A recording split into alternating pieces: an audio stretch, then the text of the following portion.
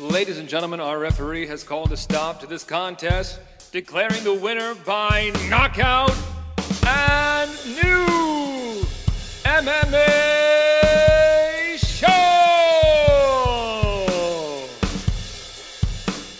Greetings, ladies and gentlemen, and welcome to another exciting round of and new MMA show. I am your host, Michael Hansen, and I do all kinds of juicy things with microphones because I am a ring announcer and MMA cage announcer, and I am joined this week, as I always am, by my two friends who bring MMA punditry to new heights. Introducing first, joining us from New York, Mark Prio. What's up, buddy? What's up, boys? How we doing? If you would have told me 5 years ago that I would finish watching the movie Matilda with my two sons and then go directly into my own MMA podcast, I would not have believed you. That is the schedule I'm currently on. So let's do the thing. Amazing. And introducing second, joining us from the Sunshine State of Florida, the Nicaraguan Nightmare, Omar Artola. What's up, my friend? What's going on? The hell with what I had going on. How did that go? I'm super interested to see. How did they like Matilda? Does that movie hold up after 25 years? You got to give me some answers here. You can't just drop that like that. First of all, that movie is so good. The It's woman so good. Yes, who classic. plays Miss Trunchbull should have won an Academy Award. Like, she is incredible. Secondly, it was for my 5-year-old because he's going to a Matilda play near us this weekend and he hadn't seen it yet. So I say 5-year-old, he hasn't even turned 5 yet, but very soon. He loved it. The 2-year-old wasn't really watching. It was more trying to distract him with numerous toys so that he would allow us to watch the movie. Sure. So yeah, Sure. But he That's thought cool, man. every time there was music on, he was fixated. Yeah, I love that Such movie a as a good- kid because it was like a low-key superhero movie because she has like a superpower, and I was like, Yes, he was transfixed. stunned when she had powers. He was like, "Wait, this is a movie about powers?" I was like, "Yeah, Yeah, kinda." exactly. There you go. Yeah, dude. There's a lot of great scenes in that movie. A lot of It really is. It's a memorable good scenes movie. in that movie. I love it. Well, I'm burning the candle at both ends, gentlemen. This weekend, I'm very excited. I'm announcing another Warriors Cup event in New York City with Three Pillar Promotions. It is going to be a career first for me. First time I will be announcing a WBC belt, which is very, very cool. Whoa. Yeah, the main event Yeah, is that's going to awesome. be I saw you a post that. professional Muay Thai bout for the WBC North America Championship. I forget which weight class. It might be light heavy or middleweight or something like that. So super excited, career That's milestone. dope. Can't wait. So Can't dope. wait. Yeah. Gonna get my hands on that awesome green belt. It's gonna be dope. Well, gentlemen, we have not the longest episode we have ever done tonight, but it's gonna be a great one regardless. We have quite a few things to discuss nonetheless. We are going to go with our first segment on the marquee as we always do. We're going to talk about these fights from this past weekend's card, UFC Fight Night, Blades versus Dawkins. Real quick, if you guys don't want spoilers, we're letting you know right now, this is not the show for you. So go watch the fights. Go to ESPN Plus and watch these fights. When we get done discussing these fights, we're going to jump into our Prio rankings, which, if you don't know, if you're joining us for the first time, thank you. We're crazy here, or rather Mark is crazy, and he has his own rankings system, which we think is better than the UFC rankings. And then we're going to talk about a few of the fights, awesome fights from this past weekend. One Championship, One FC, their event, which was called 1X, over on the other side of the planet. And then we're going to dive inside the MMA sphere with Omar and see what's going on in the news and the headlines in the MMA world. And then we're going to end with a little trivia. That being said, gentlemen, let me just quickly say to anybody who's watching and or listening, thank you so much. Do us a favor and share this video or this podcast episode with somebody who you know who loves MMA and might not yet know about us, because we think that we're going to win them over real quick. If you're watching on YouTube, please go right ahead and subscribe so that you never miss an episode. And like I said, if you want audio only for your commute or something like that, we got you. Find us wherever you get your podcasts. And, of course, find us on social media. Join the conversation. DM us with any comments, questions, complaints, all of the above. You can find us on social at @andnew_MMA show. And with that, let us jump right into the episode. Our first segment on the marquee. This week, the name on the marquee has got to be Will Smith, who this past weekend at the Academy Awards started his fighting career off with a bang, 1-0, in and out, one-hitter quitter. I'm just kidding. We are not going to discuss this because it is a giant rabbit hole, which we could spend probably an hour talking about this, but that's the thing that happened. The internet does not need our 3 opinions about this matter. That's it. If you guys want to say anything right now, go for it. All right, that's about right. I'm good on it. In our actual on the marquee, the name on the marquee has got to be Curtis Razor Blades, who this past Saturday night at UFC Fight Night Blades versus Daukaus, in front of 18,000 strong at the Nationwide Arena in Columbus, Ohio, got Chris Daukaus out of there, getting the win by TKO, the end coming at the 17-second mark of round number 2, notching his 11th victory by knockout or TKO. Mark, let me throw it over to you first. I've been talking enough. What was your reaction to Curtis Blades getting this big statement win over Chris Daukaus? Yeah, so Curtis Blades went out there and just outboxed Chris Daukaus exactly like we thought he would. No. I don't think anyone thought that's how that fight was going to go. So much for me thinking that Derek Lewis made Curtis realize that he had no reason to play around on the feet. In his last fight against Rosenstrike, it certainly looked that way, but maybe now we're learning that Curtis was still just a little gun-shy in that fight, maybe coming off the Derek Lewis KO, because here he had zero problem exchanging strikes with Chris Daukaus and obviously managed to put him down pretty bad, which is not a result a lot of people were expecting. So I'll give you 2 angles on it. First, the positive. Curtis Blades outstruck Chris Daukaus in that fight, which says something. Now, maybe Daukaus was afraid to fully open up because he figured the takedown was coming at any moment. I'm sure that was a factor. But even so, that is big for Curtis Blades' confidence on the feet. The negative, that is big for Curtis Blades' confidence on the feet. I am afraid that a win like that is going to make this guy think once again that he can strike with the top-tier guys, and he still cannot. You do that with Ngannou, Gane, Lewis, even Tuivasa or Aspinall now, and it's not going to go well for you. So hopefully that's just something he saw in this matchup and a bit of an outlier performance, because if Curtis Blades is ever going to win a UFC belt, I firmly believe that it is Curtis Blades, the wrestler, who has to do that. Mm-hmm. Mm-hmm. Omar, what about you? When you watched the outcome of this fight, Blades getting the exclamation point win over Daukaus, what was your reaction? It kind of reminded me how the commentators were reacting to Paul Craig's performance as he was leading up to his finish on the sub. I was like, this doesn't seem like it's a really good idea. I'm not really sure what the hell Curtis Blades is doing. Not sure why he's not taking it to the ground. Why is he playing on the feet? And next thing you know, Curtis Blades caught a murder, and he knocked that dude out. And he did. And what? So what is anybody to say at that point? What he was doing was wrong? Obviously not. So I don't know how much stock I want to put into him just being a knockout artist at this point, because I still think that's a little premature. But it's a fantastic win, and overall a really good performance. I guess just one that was worrisome because of how we thought it might go, but it didn't go that way at all. After the fight, I wanted to bring this up. Curtis Blades, in a response to a question from a media member, he said, like, no disrespect, no shade, but Chris Daukaus, he should probably be fighting at light heavy. Like, he's not a real heavyweight. He's like, you can't really be a heavyweight if you're only walking around at 240 or something like that. But then again, there are some elite heavyweights who are undersized heavyweights. Obviously, so what do you guys think about that? Yeah, I was just going to Stipe, obviously. What do you guys think about that? So I put some stock in it because obviously, so we'll take the person I brought up.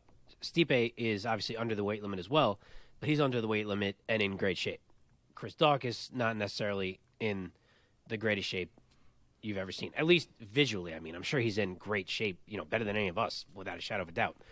But visually, there's obviously weight there that he could lose. So I get what Curtis Blades is saying, that maybe Chris Daukaus' actual frame is not the size of some of these guys he's going to be going up with at heavyweight, and that he would be better served being a light heavyweight. But, I don't know how easy it is for Chris Daukaus to lose that weight. I don't know if he's tried before. I have no idea, so I can't say it's right or wrong. Okay. And maybe he thinks that he's better off having the speed that he has as a heavyweight and that he would lose that advantage as a light heavyweight. Yeah. So he wouldn't be the first person who has been a heavyweight because of that exact reason, that they feel like their speed is what helps them compete.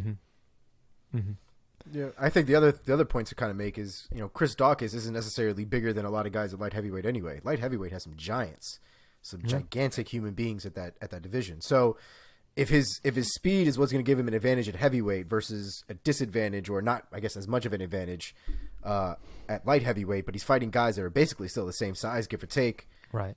Shit, I might as well go with the heavyweight too. Probably going to get knocked out either way, so, or at least the same chance to. Sticking with what's Dawkins. weird in fighting is that sometimes there are guys who are built in a way or have a frame that is a way that is going to prevent them from reaching the championship level, because there just isn't a weight class where they're going to have physical advantages that other people are able to have.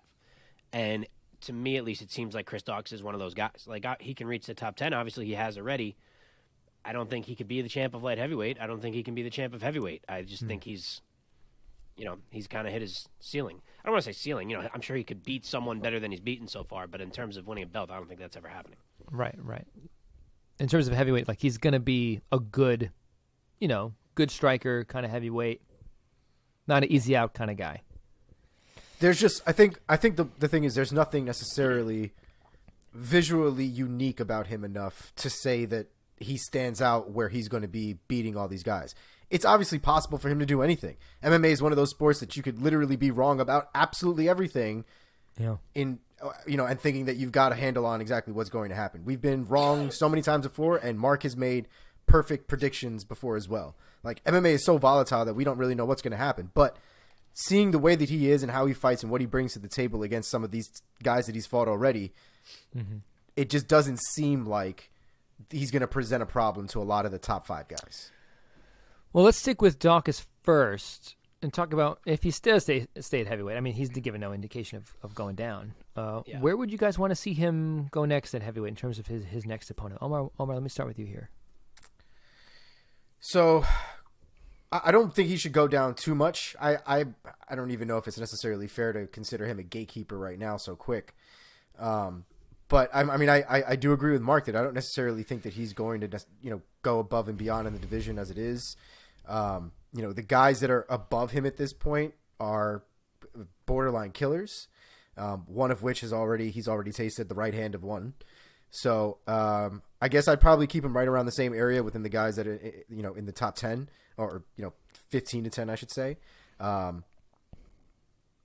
Maybe Pavlovich would be a nice one to go with, especially considering his recent win and kind of going up from there. The other one, I guess it would have to be after Tybura actually makes a win or a loss. But if Tybura loses, that might be one to go with for Dawkins. Mark, what about you? Yeah, I've always felt that Dawkins was a bit too overhyped, and I think that's shown to be true now. I know he beat Shamil Abdurakhimov, who's a highly ranked guy, but he's also a highly ranked guy who's starting to get old. Same thing with beating Oleinik. So I think it's time that we take Chris Dawkins to match him up with someone who's still in the mix, like Omar said, but who's not quite as ancient. So I will say like an Augusto Sakai or Sergey Spivak and see how he stacks up against a guy like that. I was thinking that a guy who's also coming off of a loss, who hasn't looked amazing as of late, is a guy in Alexander Volkov. If Dawkins wants to stay in the top tier, that might be one more challenge for him. But I also like your idea of going down a little bit.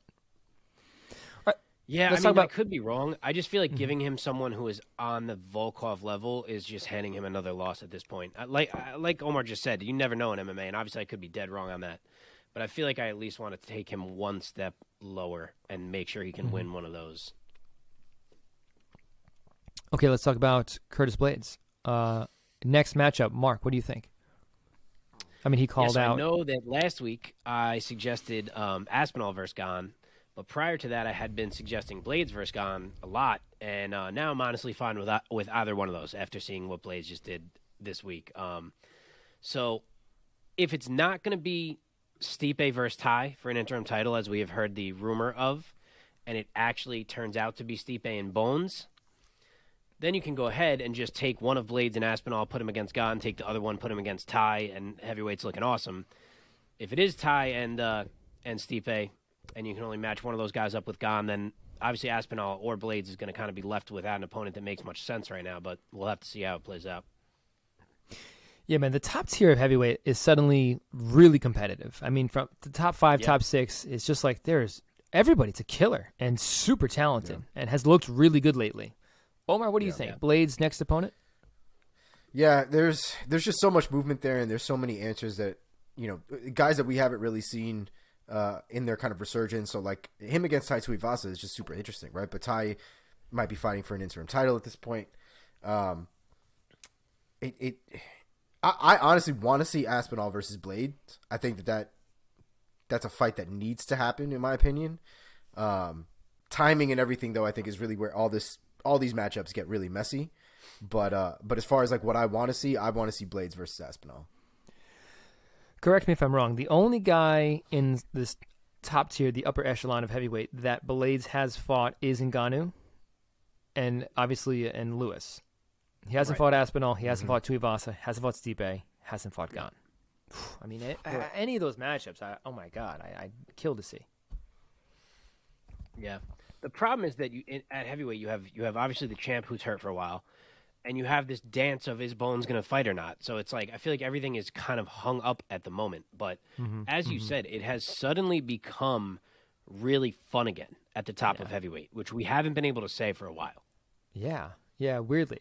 Heavyweight was just kind of always there. One thing is for sure, the UFC is better and MMA is better as a sport when heavyweights are competitive and when the heavyweight division is sort of like the marquee division. It just feels really right. Agreed. It's also great when heavyweight.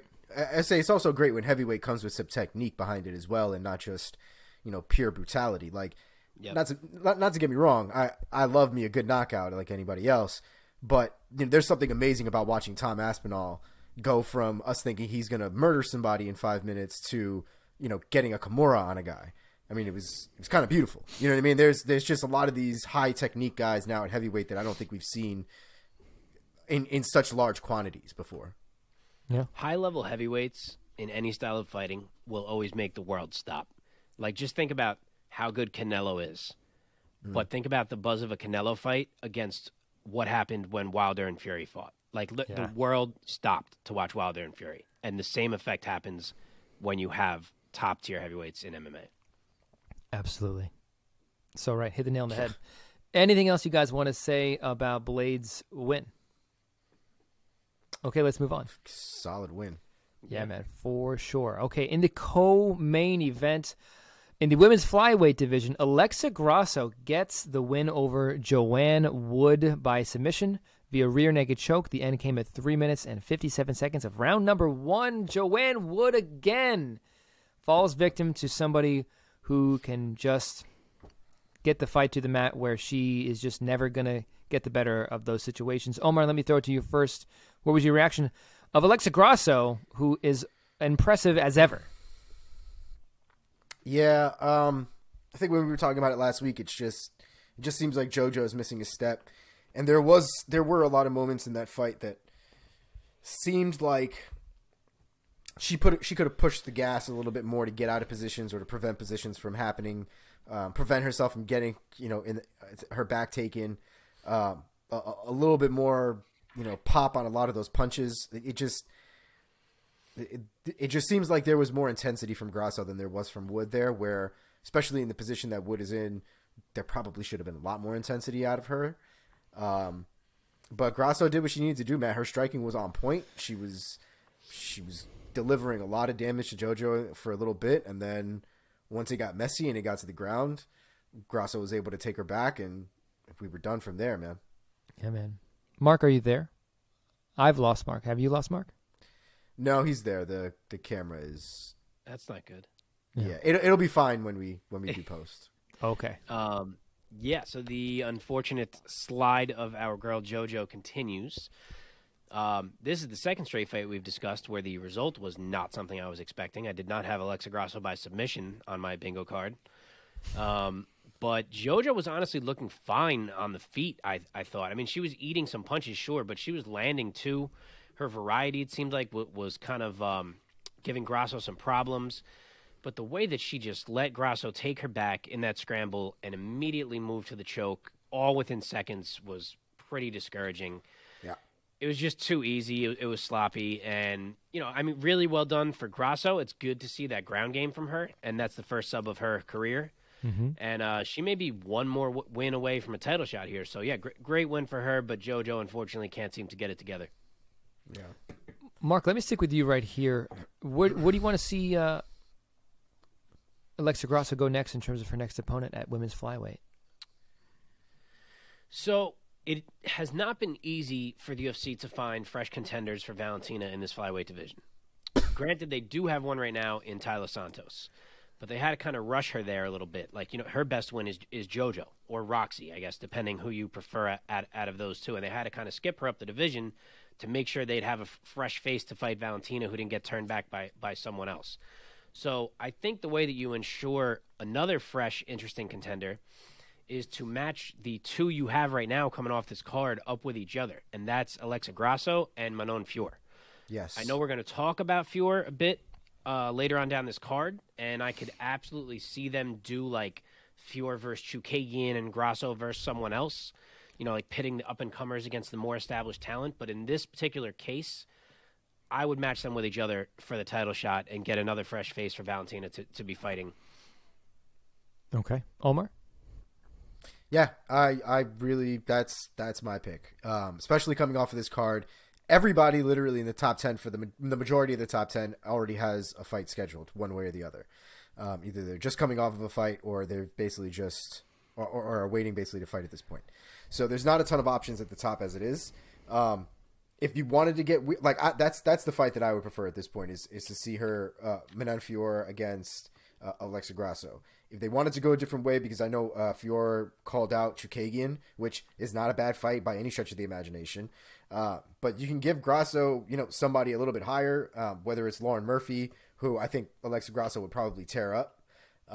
And even a Jessica Andrade wouldn't be a bad fight either. And that fight, I think, would be a lot more competitive than it might be on paper.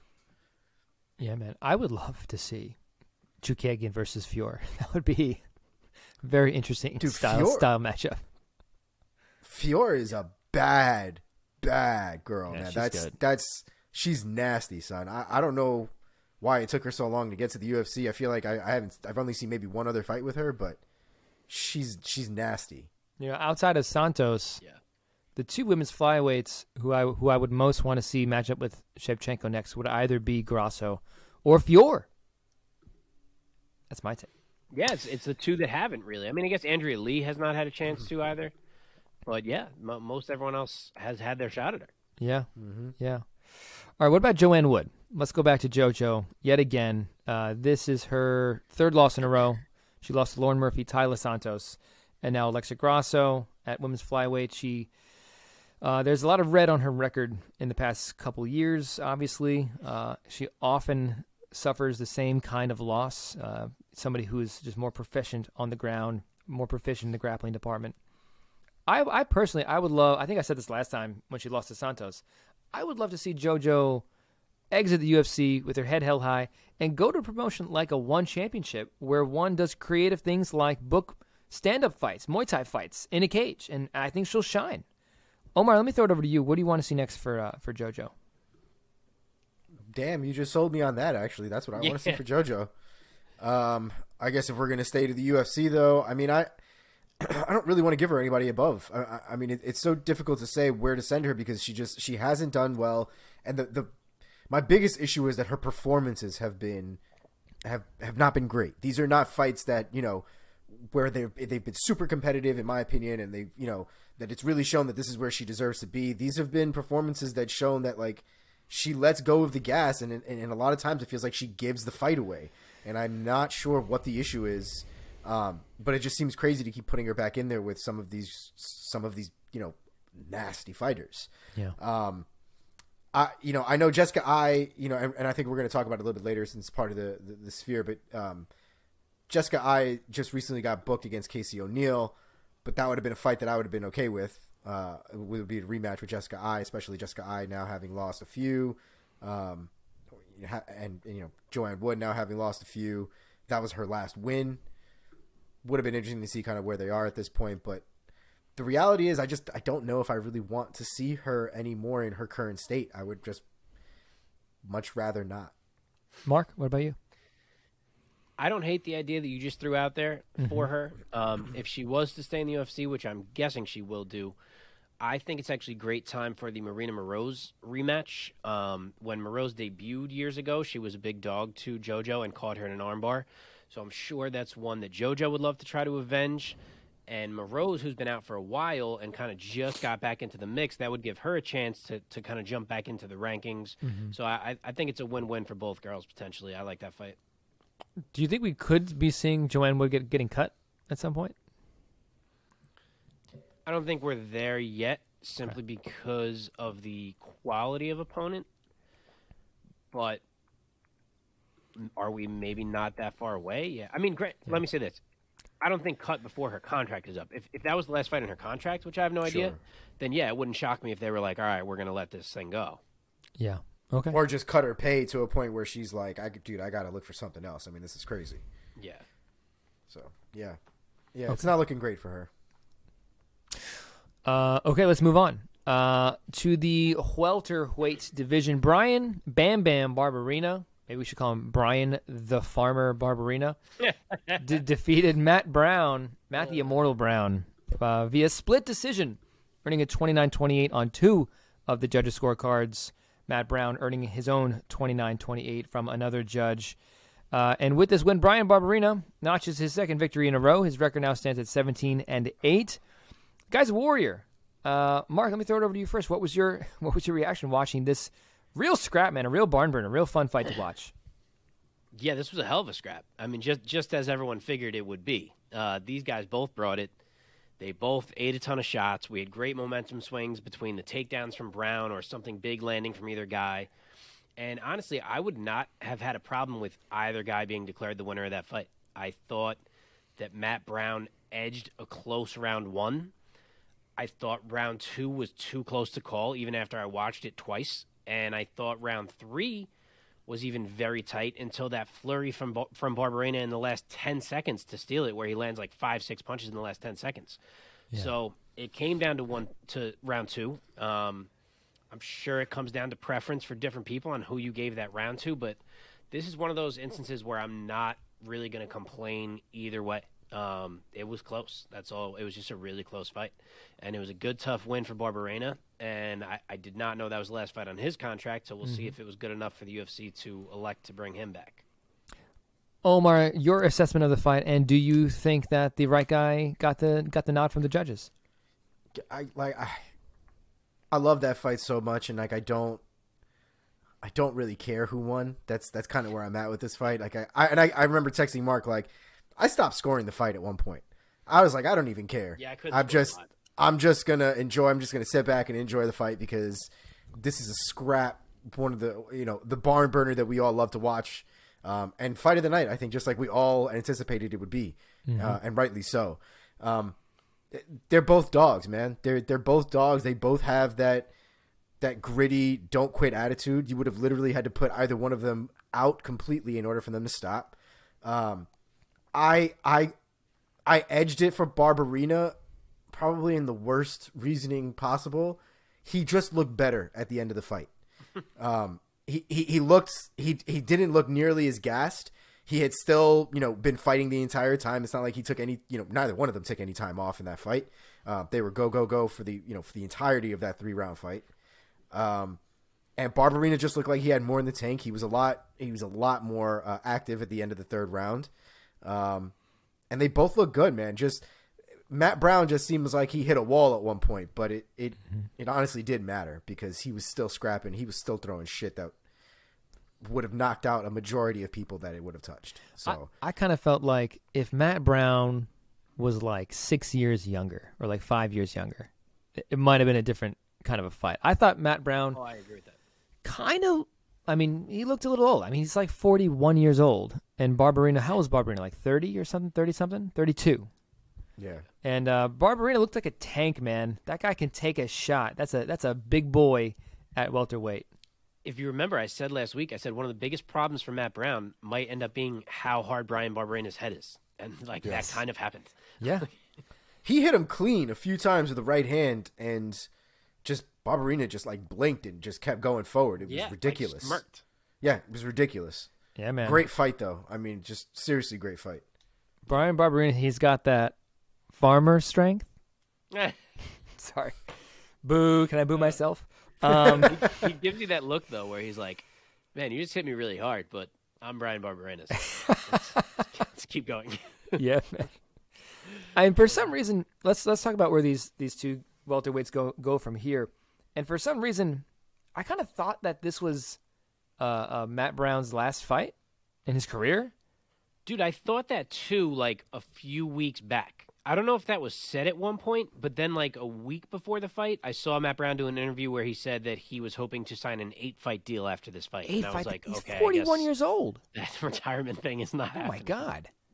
I think he did say that's right. He said he wanted to fight until he was like 50 or some He shit. said he wanted to break the record for oldest UFC fighter. Yeah. That is wow. Why? They said on the broadcast that he has recently He opened said up his 45, own. not 50, but yeah. 45 years old at welterweight. Yeah, because Wow. he said 8-fight deal and I'll fight twice a year and I'll be 45. That's what he said. He Sorry, doesn't what were you need saying that He to. wanted to open what? He has opened his own academy in Ohio, I think in Columbus or whatever town he's from in Ohio. Like that's good money, and a guy with his name recognition, that's going to be his meal ticket for pretty much the rest of his life. And he does not need to keep taking punishment like this, scrapping with 30-something-year-old dudes at welterweight in the UFC. Yeah. Kind of crazy. Yeah, when he was talking about that deal, he was saying, like, look, if I can't make my way back up to the title picture in 8 fights, then I'll know I shouldn't be fighting anymore. Like, that's enough fights for me to get up there. And I'm looking at this, like just for reference, coming off of that win, Brian Barberena is my number 48 ranked welterweight. So, like, if you're losing to the number 48 ranked welterweight, I'm not saying you can't get higher than that because you're Matt Brown. You can knock a couple dudes out. But you ain't getting to a title shot. Like that ship has sailed. And I think it's time to accept that. Yeah.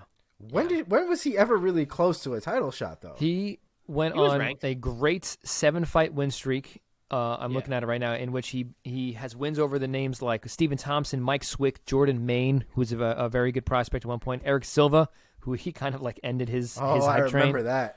Eric well, that was Silva- post USADA. Post USADA. Eric was Silva looked like post-USADA a Eric beast Silva. on his rise, and then Matt Brown took his soul.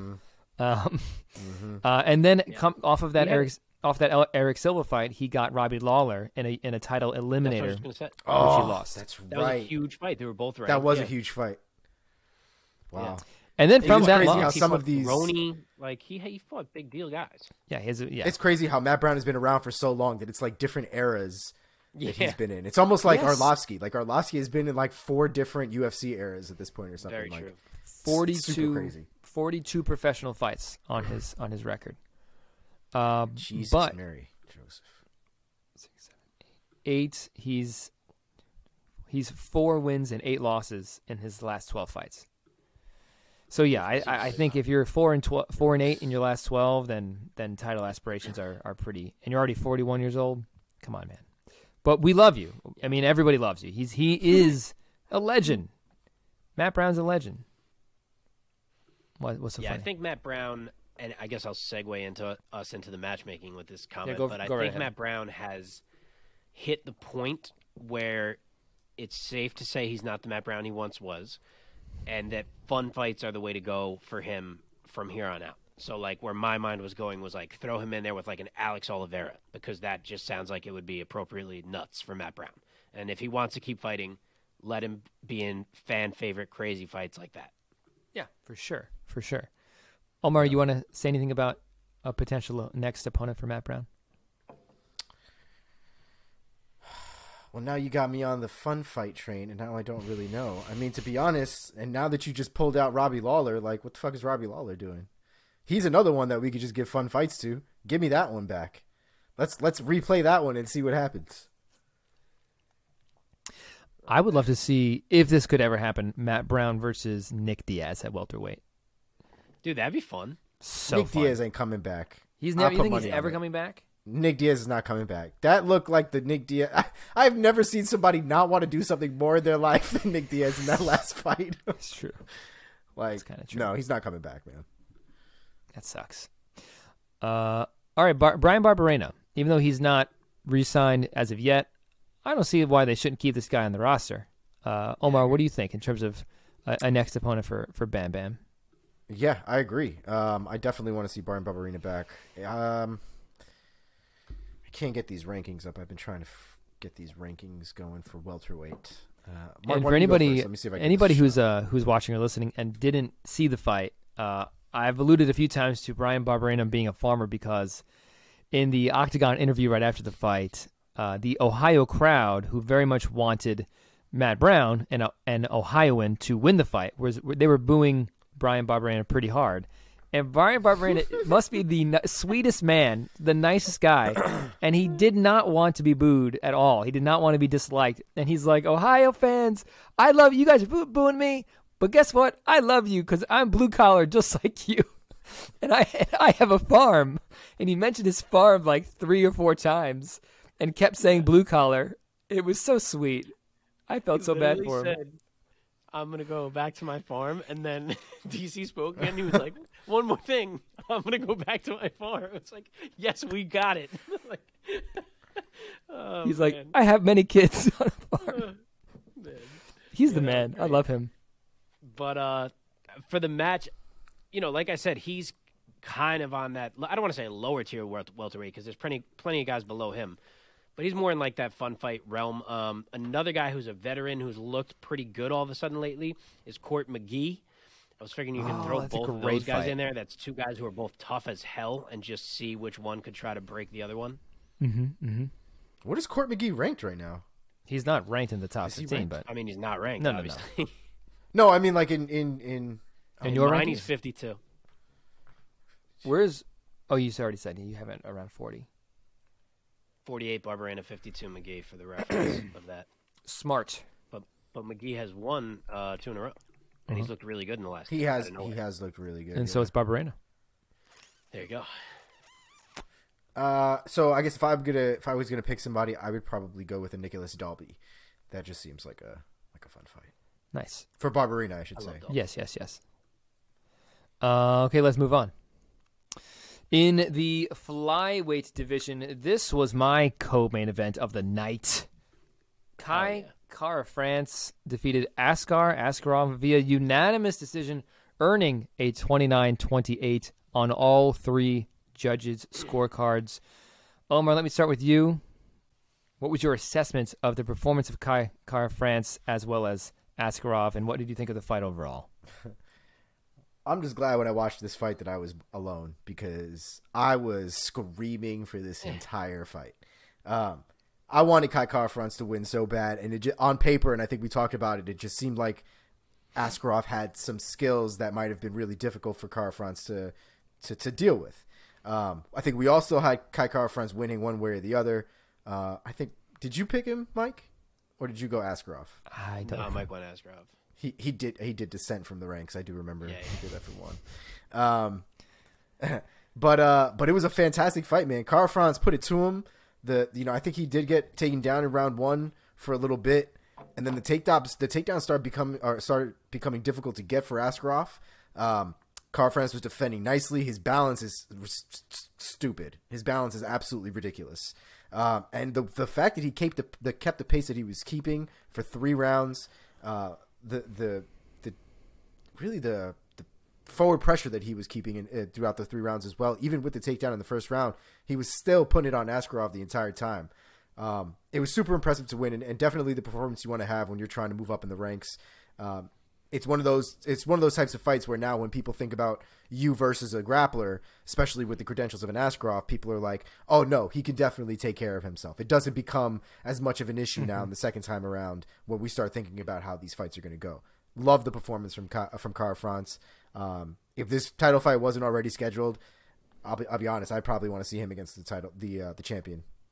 Mark, what was your assessment of the fight when Bruce Buffer was reading the scores? Both fighters kind of thought they had claim to the decision. What was your assessment of the fight overall and your opinion of Kara France's performance? The overall take is that Kai Kara France is the man. You gotta love this guy. Made a couple of us look smart with the bold underdog pick, which was great. And you got to love this run that he's on right now. I mean, the Kai Kara France of the last year plus has clearly leveled up from his prior self. He's just refusing to be denied right now. Even in round 1 of this fight, yeah, he clearly lost the round, but I was still so impressed with him. Like, from the jump to avoid the trip takedown, which was awesome, the handstand move to avoid the takedown, and then just the way that he never stopped scrambling.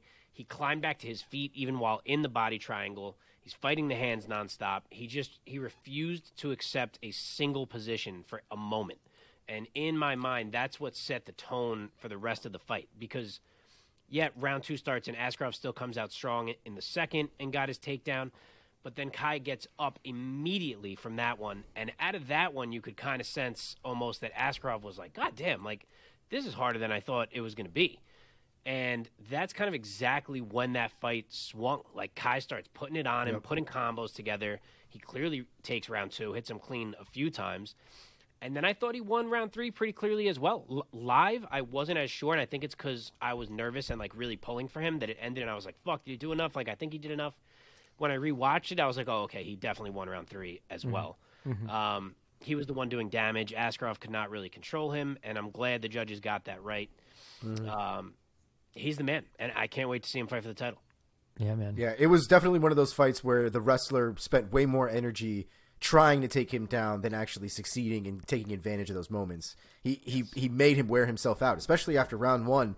He was working so hard for those takedowns, and just like Mark said, the one where he's kind of jumping and basically made his body stiff as a plank in order not to get taken down, trying to avoid the leg trip that Askarov is pretty well known to do. Handstand that he went for while Askarov kind of had was trying to run the pipe on him. It was fantastic, man. The performance, even in negative situations, was super impressive. It was great. What is running the pipe? It's basically he had one leg and he's basically trying to pull the leg and leverage it so it sort of dips him onto the ground off of the side of the leg. I see. Okay, that's what you mean. Okay. Usually you'll see it when a guy's got a single leg and he's maybe against the cage or running towards the cage. They'll try to jerk their way into a different direction to get their base broken off. Okay. Omar, let me stick with you. What do you think is next for Kai Kara-France at flyweight? I think Kai needs to get just a little comfortable. I think he needs to take a little vacation, give it a couple months, and see where the championship lands. See who Davidson against Davidson and Brandon, where that falls. And I think he needs to fight the winner. I think his performances have been fantastic. Askarov was the number 3 guy, I believe, if I'm not wholly mistaken. I think it's a fight that he definitely deserves at this point, and he should be number 2 in the rankings. Yes. And I don't think there should be anything else for him to do. Take the vacation. It's well warranted. And get your ass ready for when they announce, the winner of that fight, because you're going to be fighting him. Yeah, Kara-France has now been on a 3-fight win streak in very impressive fashion, knocking out Rogerio Bontorin, TKOing Cody Garbrandt, and now getting a unanimous decision over Askar Askarov, one of the top guys in the division. Mark, what do you think should be next for Kara-France? Yeah, I totally agree. It's title shot or nothing. Now, whether that is an immediate title shot against Figueiredo, an interim title shot against Moreno, or fighting the winner of that fight, I don't know, because obviously Figueiredo is now asking for Kai instead. Moreno's implying Figueiredo's hurt and he's not ready to fight, so that he should fight Kai for an interim belt. My guess really is that we are going to get Figueiredo and Moreno 4 still, and that Kai will just have to wait for the winner, like Omar said, and get a little comfortable and wait. But no matter the scenario, Kai's next time in the cage should be fighting for a belt. Let's talk about Askar Askarov. In case anybody doesn't know, this was Askarov's first loss. There's only one other contest that he took part in that he did not win, and that was against Brandon Moreno that ended in a split draw. But this is his first professional loss, so he's going nowhere. Mark, let me stick with you here. What do you want to see in terms of Askarov's next opponent at flyweight? There's still quite a few names up at the top of the division that he hasn't fought yet. Yeah. What I would love to see for Askarov is it would require a win, but Brandon Royval is booked against Matt Schnell. And if Brandon Royval can win that fight, that's in May, so it's soon. If he can win that fight, that is where I'm going. Askarov has already beaten Pantoja, so I don't want to go there. but the scrambles between Askarov and Royval potentially would be incredible. So I would love to see that fight. Oh, that's a nice one. That's a really nice one. Omar, what about you? Yeah, I was also originally thinking Pantoja just because he got a loss off of Askarov. Askarov just coming off of a loss. Might have been a nice rematch, but it just seems still too soon. With Brandon Royval kind of on the pick, just to make it a little interesting, off of the win this past weekend, Matthias Nicolau would also be a very interesting fight. Mateus. A little lower in the Mateus rankings than Nicolau, Askarov is. Mateus Nicolau. A little lower in the rankings than Royval is, but I still think it would be a very interesting fight, and I think a very winnable fight for Nicolau. Those are both great picks at flyweight. Yeah. Nicolau is a little lower, but he's ranked number 7 on the UFC rankings. Mark, Dude, where do you have the kid is such a Nicolau? beast. And he deserves a bigger fight too. I have him at 8. Yeah, I was going to throw out Nicolau as an option because he looked good on the same card, and we will get to him. Sorry. What do I have him at? Oh, no, yeah, I'm right. Sorry, I have him at 8. I can't fucking read. Okay, let's move on. Unless you guys want to say anything else about Kara France or Askarov. Okay, I just love this Kara France resurgence. It reminds me of the TJ Dillashaw rise. Yeah, a little Even bit. the Just a awareness little of his bit. start to hop on the mic and hit the crowd with the OH, like, come on, he killed it. Yeah, very good, absolutely. All right, in the welterweight division, a fight of some consequence. Neil Magny defeats Max Payne Griffin by split decision, earning a 29-28 on 2 of the scorecards. Max Griffin getting his own 29-28. Magny comes out the victor in this one. Mark, let me start with you. Do you think that the right man is walking away with the win? Yes, and I don't know, and I'll explain what I mean by that. Similar to the Brown Barberena fight, this was just plain and simple a close-ass fight that was hard to score. It had a bunch of swings. To start, Max Griffin looked great for about 7 or 8 minutes, I would say. He is very clearly an improving fighter. He certainly took round 1 off of Magny. His rhythm gave Magny a really hard time. And then round 2 was looking like more of the same until Magny finally got it going like mid-second round and kind of put it on him to even that round back out. And I've watched that round 3 times now because I was determined to decide who won it. And I literally can't decide who won it. Every time it ends, I'm like dead even between the two of them. So it feels like a draw round to me, honestly. And then, of course, Neil Magny gets the takedown finally in round 3 and has himself a huge round. So really close fight. Good showing from Griffin up against a high quality of opponent. In the end, I don't know how to score round 2, so that's why I'm saying I don't know.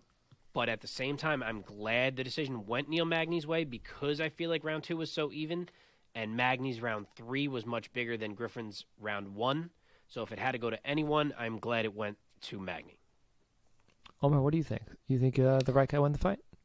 I do. Not for the really good reasoning that Mark gave you. I just it was just one of those round 2 to Magny, right? I did. I definitely did. Yeah. Totally And when I got to the end of that fight, I don't know. I don't think I was surprised with the split decision, but I was concerned with the split decision while they were announcing it because it did go. It was a lot closer than I feel like the end of the fight really led me to believe. Yeah, it was because one by of the those end of fights that, where you almost forgot how close it was because of the way it ended. Yeah, at the end of the fight, he's beating the shit out of Max Griffin. Like it wasn't great, but it was It was a very, very competitive fight for the first 2 rounds, almost all the way through. But I was glad that Neil Magny won the fight. I felt like he won the fight. I felt like walking away with him as the winner was the right thing to do. It would have felt weird, Max Griffin having a W. So yeah, I was happy with it, and I'm also glad I got the pick right. Let me stick with you, Omar. The Haitian sensation Neil Magny has won 2 in a row now, has won 5 of his last 6. What do you see for him next at welterweight? God, it's so hard to figure out what to do with Neil Magny sometimes because it's always like very up and down with him. He's like the ultimate gatekeeper, and I mean that in the best sense of the word.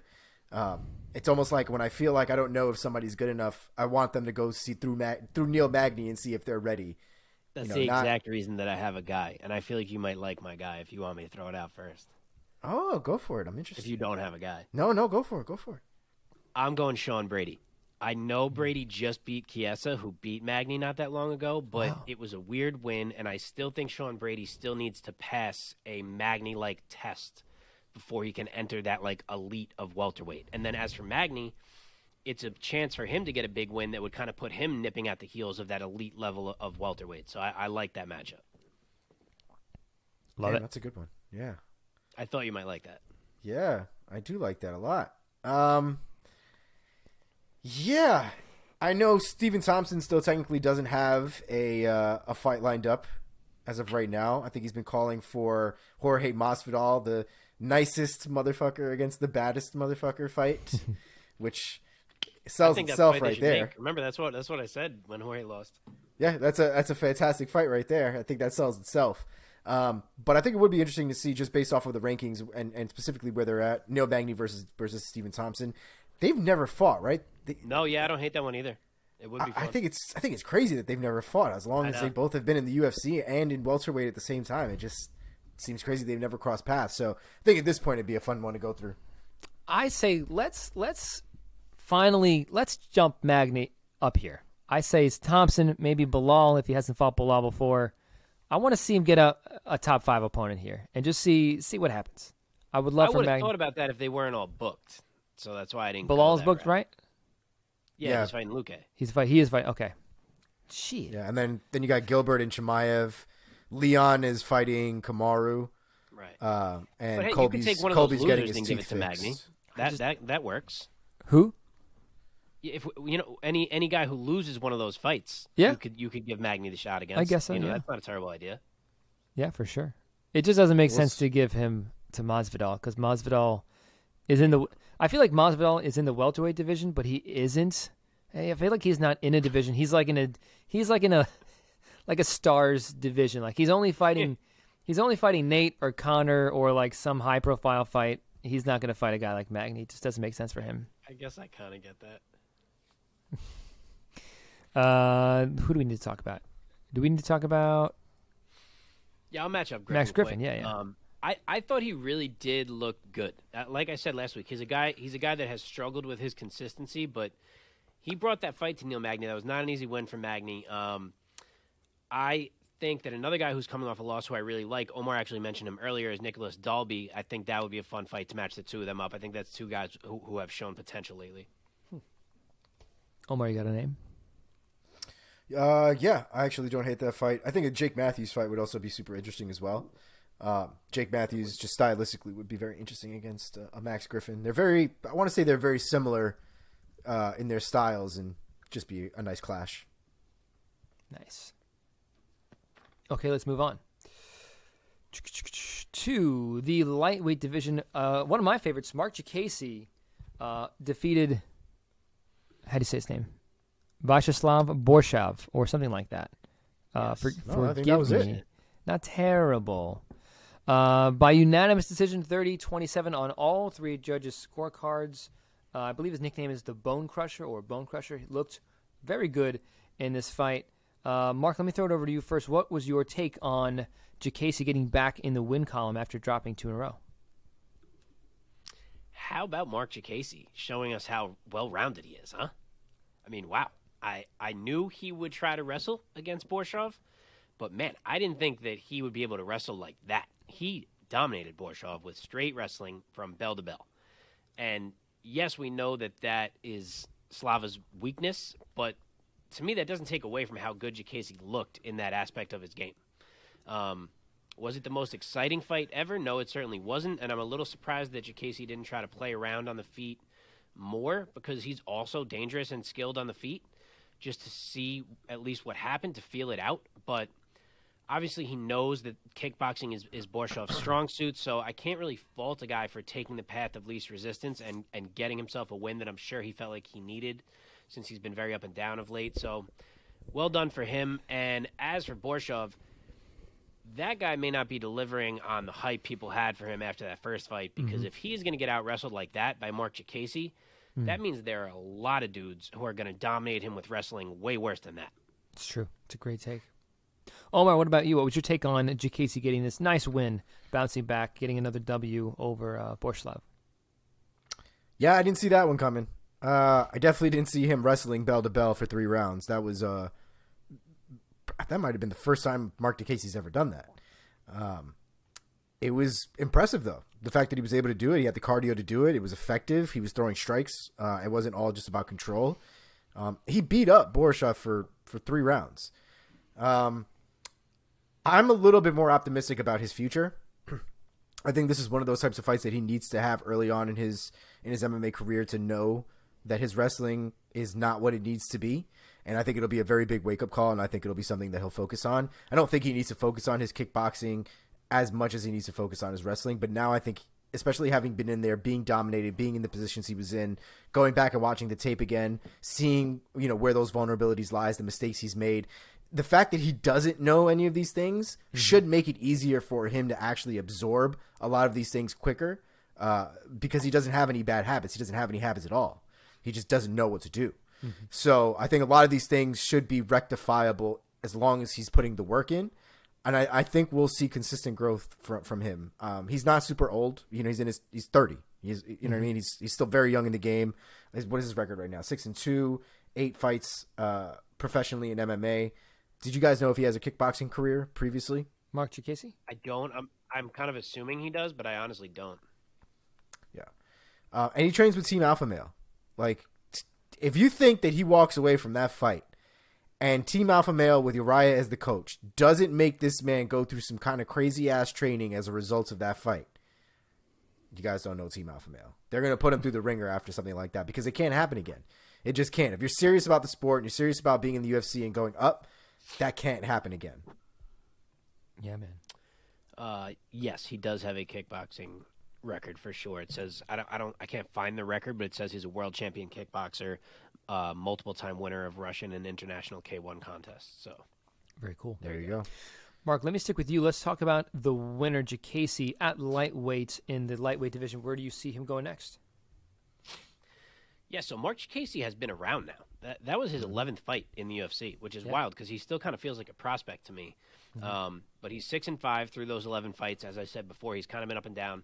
He hasn't really been able to put a true run together, but I think that was a solid performance for him. It says a lot for him about how he's rounding out his game, and I think he deserves a chance to try to make some waves off of this win. And the guy I would pair him with to do that is Terrence McKinney. Kill or be killed. Let's see who comes out on top of that one. Ooh. Omar, what do you think? I don't hate that pick. I love that pick. At all. Yeah. You really can't even sell, who's going to win that fight or how. That fight could literally go either way. That's a volatile fight right there. It could play out anywhere too. Yeah. Okay. I see your Terrence McKinney pick, and I will call that with Jalen Turner. Ooh. I think a Jalen Turner fight would be just as fun as the Terrence McKinney fight. Mm-hmm. I think both of them present interesting problems potentially for DeCasey, but now with DeCasey's newfound wrestling, who knows what the hell's going to happen. So, yeah, I like that. Okay. Moving on down the line in the featured fight in the prelims, women's bantamweight Sarah McMahon gets the win over Carol Rosa of Brazil, getting the unanimous decision victory 29-28 on all 3 judges' scorecards. Omar, what was your take on this nice late career win for Sarah McMahon? I mean, Sarah McMahon was the best version of Sarah McMahon, I thought. She was very dominant, very ground heavy, really put it on her for a majority of that fight. It got a little weird in the third. And I think that was, Rosa's trying to kind of swing for the fences and come out blazing. And she knew she was down 2 rounds at that point. So she kind of just had to go balls to the wall, which totally understand and definitely respected. Some I think gave the third round to Rosa, which I don't necessarily really want to argue. I won't die on that hill. But I thought Sarah McMahon was fantastic throughout that fight. And it was a good win for her, man. One that she really needed, I thought. Mark, what was your take on the Olympic bronze and silver medalist Sarah McMahon at the age of 41 getting her 13th UFC win? Wow, her 13th, pro win, not UFC win. Right. Yeah. So she's how old? Was a what'd you say? She's 41. How old? 41. 41. I knew she was up there. I don't know if I knew she crossed the 40 bridge yet. Yeah. Damn. But Carola Hossa was a pretty significant favorite in this fight, and it seemed like everyone was picking her too. But to do that, you had to kind of just assume that she was going to do fine against a top quality wrestler, despite never having fought a top quality wrestler. And that was definitely not the case. She did not do fine. Sarah McMahon honestly looked as good as we've seen her in a while. I thought she was fast. She was strong. She looked to be in crazy shape. Yeah. And she got it done nearly all fight long. She made a mistake in round 3 and ended up probably dropping that round because of it, because she let Hossa end up on top. But up until that point, she had fought a nearly perfect fight, I would say. And that was very much an I'm still here type of statement performance for Sarah McMahon. You think she's going to... It should be pointed out. I'm sorry. It should be pointed out that there are people on the internet that have Sarah McMahon with at least one 10-8 round out of the first 2. Some even have 2 10-8 rounds for both round 1 and round 2, which I think is a little much. But one 10-8 round, I probably wouldn't argue as much. It was very dominant between those first 2 rounds. Yeah. All right. Where do you want to match up the winner with next? Omar, you go first at women's bantamweight. So Sarah McMahon has been pretty up and down. I feel like that's kind of been the story of her UFC run. But I hate that Miesha Tate is booked because I really want to see that fight. Like, I really want to see that fight. But right now Miesha Tate is booked against Lauren Murphy. Just looking at the landscape, there's everybody's pretty booked up right now. Even Raquel Pennington is taking up a fight short notice against Aspen Ladd. Yana Kunitskaya is the one that's kind of just hanging out there in the wind. I also don't even really know if Yana Kunitskaya deserves to be in the ranking that she's in right now. Mm-hmm. So let's throw Sarah McMahon in there and see who should deserve that spot. I like Kunitskaya. That's good. That's a good matchup. All right, Mark, what do you think? What's next for the winner, Sarah McMahon? I almost went that same exact way. The only reason I didn't is because I feel like maybe McMahon hasn't earned jumping up into that kind of upper part that ends with Kunitskaya there just yet.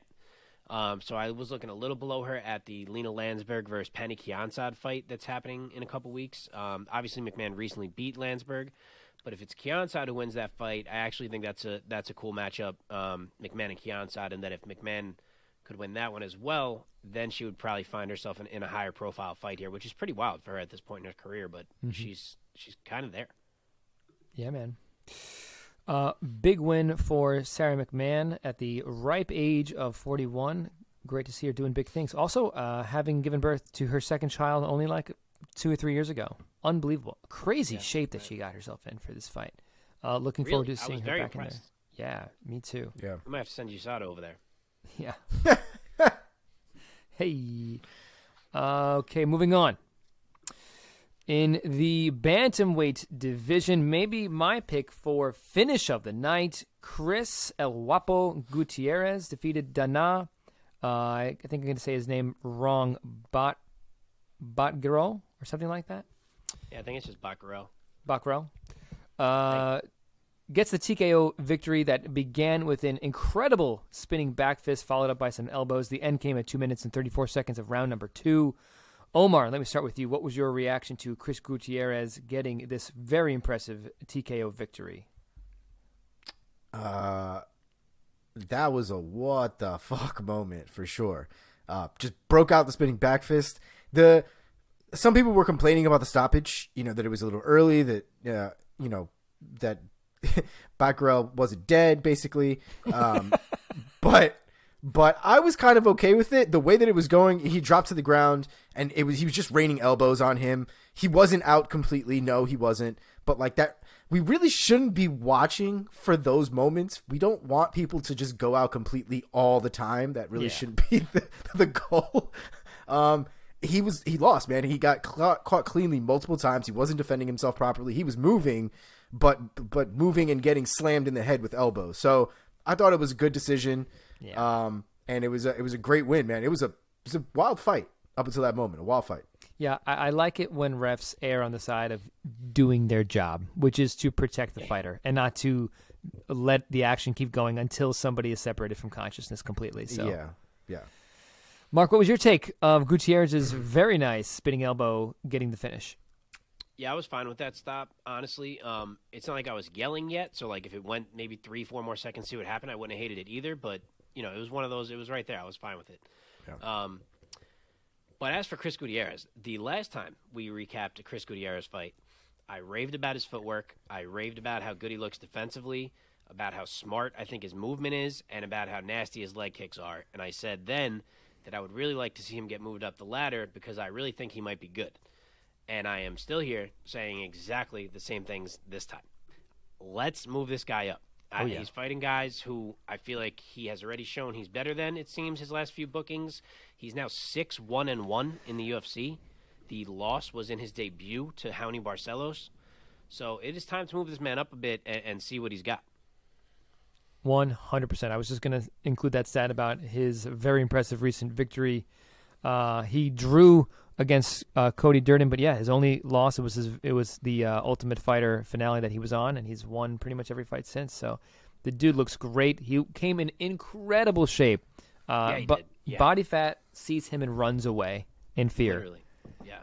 And cannot wait to see this guy back out there again. Give me a matchup. Omar. I think he called out Frankie Edgar and Sean O'Malley. The Frankie Edgar one Did is he like, really? hey, My God. He's swinging yeah, for the fences. Frankie Edgar is a little like, hold on, sir.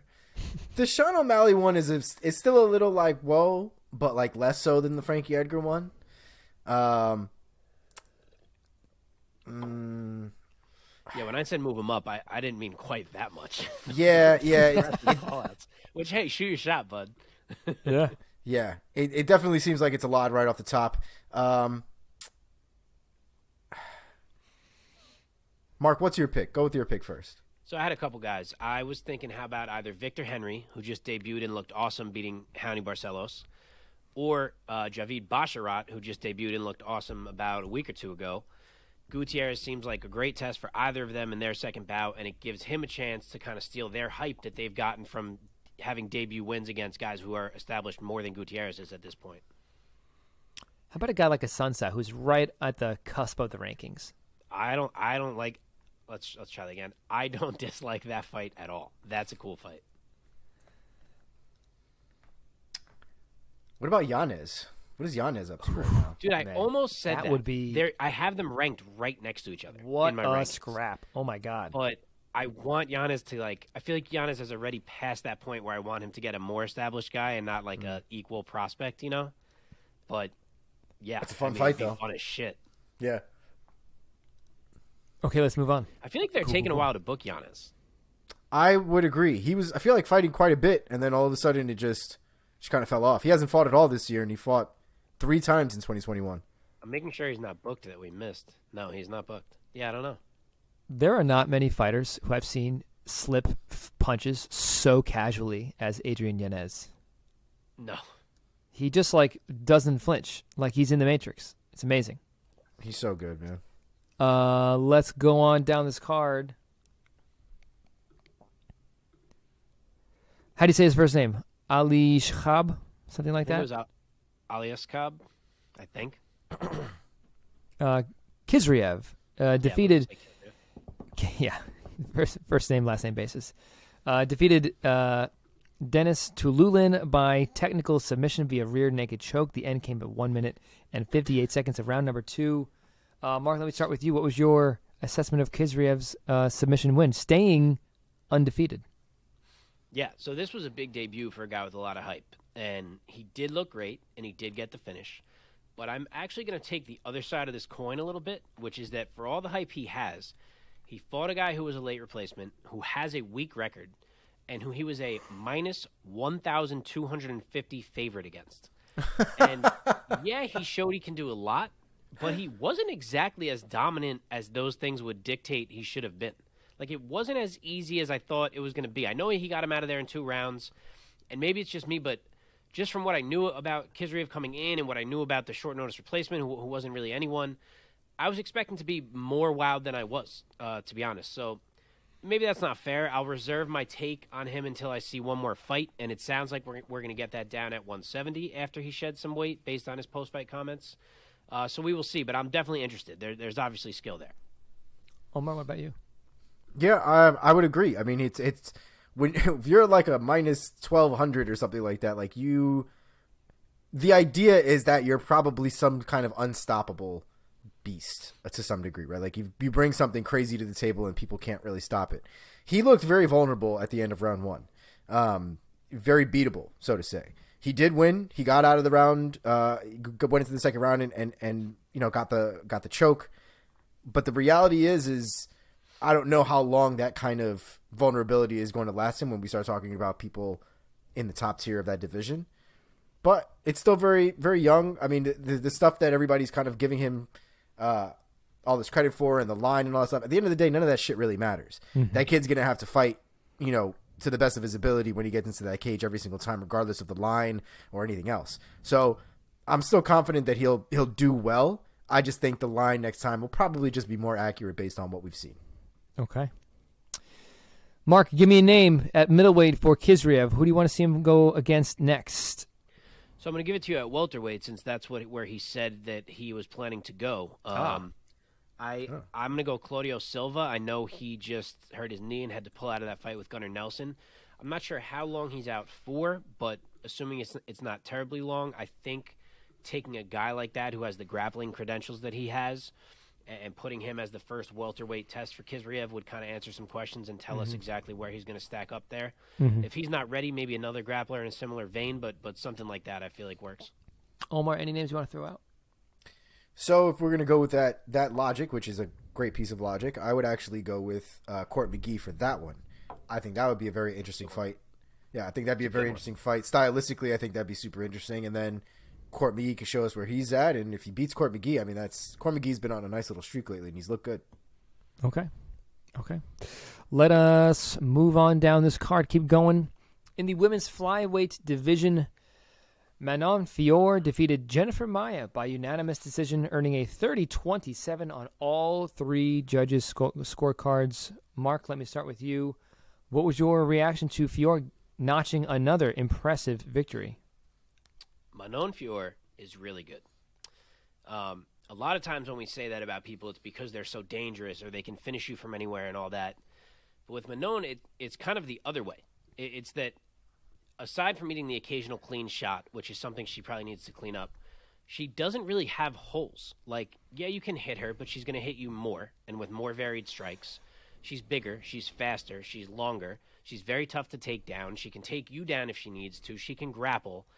She's just very hard to find a way to beat. And sometimes being hard to beat can take you just as far in this sport as being super dangerous. Like, just ask Kamaru Usman, for example, who reached the top before he even added that danger element to his game. It was just that he was better than you, and you couldn't get him out of there. And that's kind of what Manon has looked like thus far. So, obviously, huge win for her. She skyrockets to the top of this division, and we'll see what happens next. Nice. Omar, what was your take on Fior's impressive 9th victory? Which, by the way, her first professional fight was a loss, and she has gone undefeated since.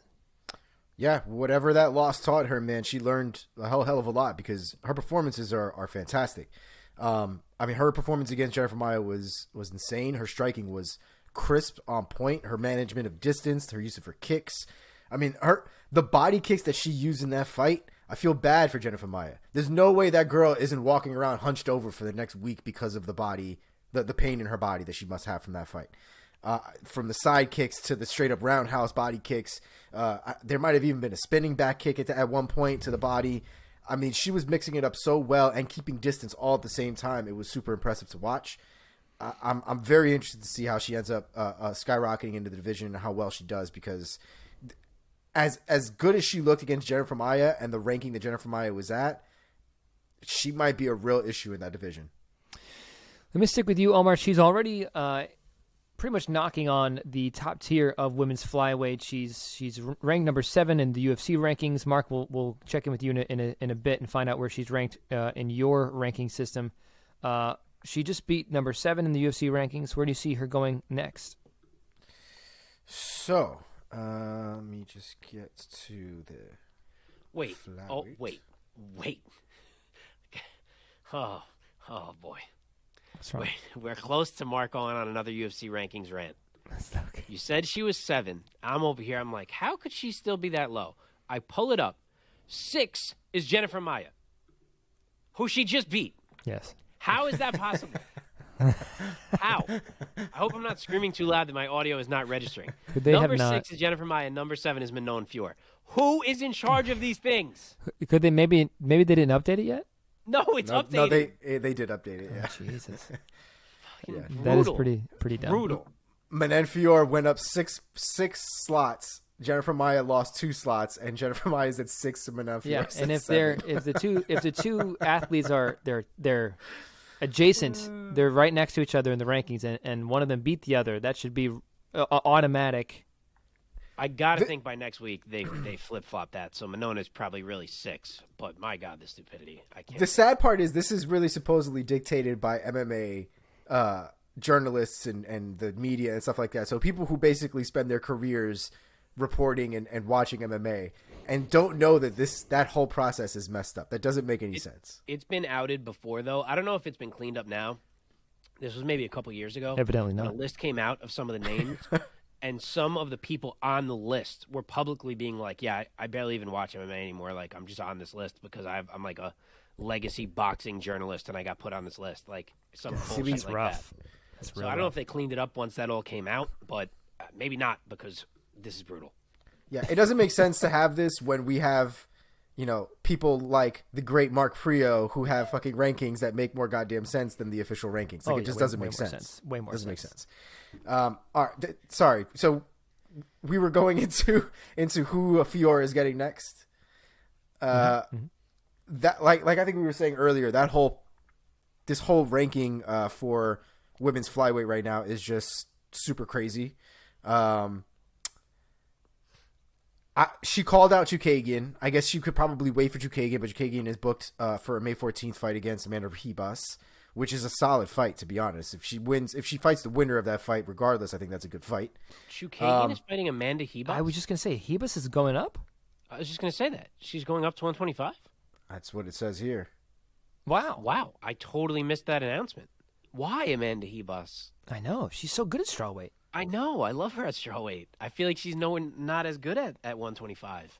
Yeah, she's going up. Targeted for May 14th. Okay. Wow, that's disappointing. So basically right now, the only people that don't have a fight lined up, and it's because they've just fought, is Maia, Grasso, and Fior. Everybody else is basically booked one way or the other, so it's very difficult to say what's next for Fior. She's going to have to wait for a fight at this point. The Chukagian fight is not a bad fight for her to wait for. Also, again, I'm not against her going for the championship. So if she wants to fight the winner of Shevchenko versus Santos, I'm not going to fight it. Okay. Mark. So I'll answer 2 things right now. As for Fior's matchup, as I mentioned earlier, I'm going with her and Alexa Grasso for the next title shot. If Santos had ever beat Shevchenko somehow, obviously Shevchenko would get a rematch there and they would have to wait. But assuming Shevchenko turns back Santos, I just think Fior Grasso is a perfect fight to get another fresh face in there for Shevchenko, so that's the route that I would take. As for Amanda Ribas, I just looked it up. So she was supposed to fight Michelle Waterson, who fell out of the fight. She was looking for someone to fight. Somehow, don't ask me how, Chukagian's name got thrown into the hat, but it would have to be at 125, and she accepted it and did say that she's not committing to any move to 125. She's just thinking about this fight right now, and we'll see what she does after that. That's wild. She gets the number 2 slotted flyweight just looking for a fight. Doesn't make Holy shit. So I guess see, I didn't know Chukagian got booked because obviously that means she got re-signed. So there you go. Oh, yeah, good. Yes, that's a good point. Makes sense. Yeah. Okay, onward. In the flyweight division on the men's side, Mateos Nicolau, who we mentioned earlier, defeated David Dvorak by unanimous decision, earning a 29-28 on all 3 judges' scorecards. Omar, let me throw it over to you first. What was your impression of Nicolau getting a very impressive flyweight victory? This man is scary when he's in that cage. I will also say Dvorak is very, very tough. Some might even say too tough for his own good. But Mateus is very skilled, very well-rounded, very heavy-handed. I'm very interested to see what the ceiling is for this kid because he's so damn good. But the top of the division is no joke, and I just want to see when he runs into real adversity, what happens? Mark, what about you? This was a weird ass fight early on. In round one, Mateus Nicolau basically ran away from David Dvorak. He just circled and circled and circled and circled and refused to engage. It's So true. that was That's that right. was weird to see. He did win round two clearly once he finally started to fight in it. And even though Dvorak finished round three strong on top, I didn't think he did enough to close the striking gap that Nicolau had opened up earlier in that round. So I did score 29-28 Nicolau. I certainly wasn't giving him the first round. I don't care what he landed when they met. The guy was literally running. But weird, round one aside, I do think he looked good. I had the same take that the commentary had at one point. I can't remember who said it, but the talent that Nicolau has is so obvious. And it feels like if he would just trust himself a bit more and be willing to engage a bit more and maybe risk his own self a bit more, that a really good fighter might be in there. Yeah. So I am curious to see what he does next. I feel like there's untapped potential still, and he is now 6-1 in the UFC. So he's deserving of someone pretty damn solid. Yeah, for sure. Yeah, I did forget the first round was very Derek Lewis and Ngannou. Just Yeah. a lot of staring, a lot of moving, a lot of circling, not a lot of doing. Omar, you guys want to throw out a name for next opponent for Mateus? Mateus. Who did I go first, Mark? I feel like I had a pick, and I don't. You had said Pantoja earlier. That you Pantoja. like. you. Yeah, Thank you. which is good. I'm going to say Alex Perez. Like I Nice. said, That's a good he's 6-1 now. He needs this step up. Obviously, Pantoja fits that bill. So does Perez. I know he recently had some weight cut issues when he was supposed to fight Matt Schnell, but assuming he has got that figured out and that he's still a flyweight, I think that fits the bill too. Nice. Omar? Yeah, Pantoja. Pantoja was my original pick. I Dude, I totally love that. did- I don't know, love that Just pick. came out of my head. Yeah. But yeah, that's great. the one I'm going to go with. Okay, moving on. Last fight, really the first fight on the card. Luis Saldana defeated Bruno Souza by unanimous decision, earning a 29-28 on all three judges' scorecards. Omar, let me throw it over to you first. What was your impression of Saldana getting the win? It was a very competitive fight. It wasn't like the most technically amazing fight in the world, but it was definitely a solid fight. A very close fight, I thought. I had it 1-1 going into the third round, and I personally had Souza edging that fight out. Personally, I obviously was. I don't know. I guess we could have looked at that MMA Decisions website and see what the world says. But obviously, I was, as far as the judges were concerned, they all thought differently. It was a unanimous decision for Luis Saldana, but it was a close fight. It didn't feel like a robbery, even though Souza didn't win. But I did feel like Souza was just putting more pressure on, just more attacking from Souza and more forward pressure from him. Mark? Wow, I watched a different fight. Huh. 50. No, wait. Oh, sorry, struggling with math. 70% of people scored that fight for Souza. Oh, all right. Well, I don't feel as stupid then. Okay. Yeah, I thought Saldana clearly won that fight. I almost want to rewatch it now. It was a good scrap, but I scored it exactly how the judges did. And to be honest, at the time, I didn't really see any other way to score it. I wouldn't say Saldana looked fantastic, but I thought Souza had 2 rounds in rounds 1 and round 3 where he just didn't really land anything, I felt like. So I couldn't give him either of those rounds, but now I kind of want to rewatch it. But at the time, I thought you can't win fights like that. He was hitting a lot of air, I thought, and I gave 1 and 3 to Saldana, so good win for him. Yeah, the takedowns definitely played a big part in how close that fight was too, because Saldana was doing good work with his takedowns. It became less, I think, effective as the fight went on, but he was definitely mixing it up really well at the beginning of that fight. Okay. Let's throw out a name real quick, boys. Bring this card home. Give me a name of who you would want to see Saldana go up against next. Mark, go first. Yeah, so he's 2-1 in the UFC now. I feel like there is like some violence potential in there from Saldana. He shows the signs, so I'm going to throw him in there with Omar's boy, Gabriel Benitez, who is prone to the violent fight, and see what can come out of Saldana in that one. Yes. Okay. Yes. Yeah, I am definitely okay with that pick. I was actually going to throw him in there with poor Mike Grundy. I just feel like Mike Grundy needs some kind of win there. Saldana is very well rounded, but from the look of it, I feel like Mike Grundy might have the ability to actually overpower him and probably take advantage of that fight.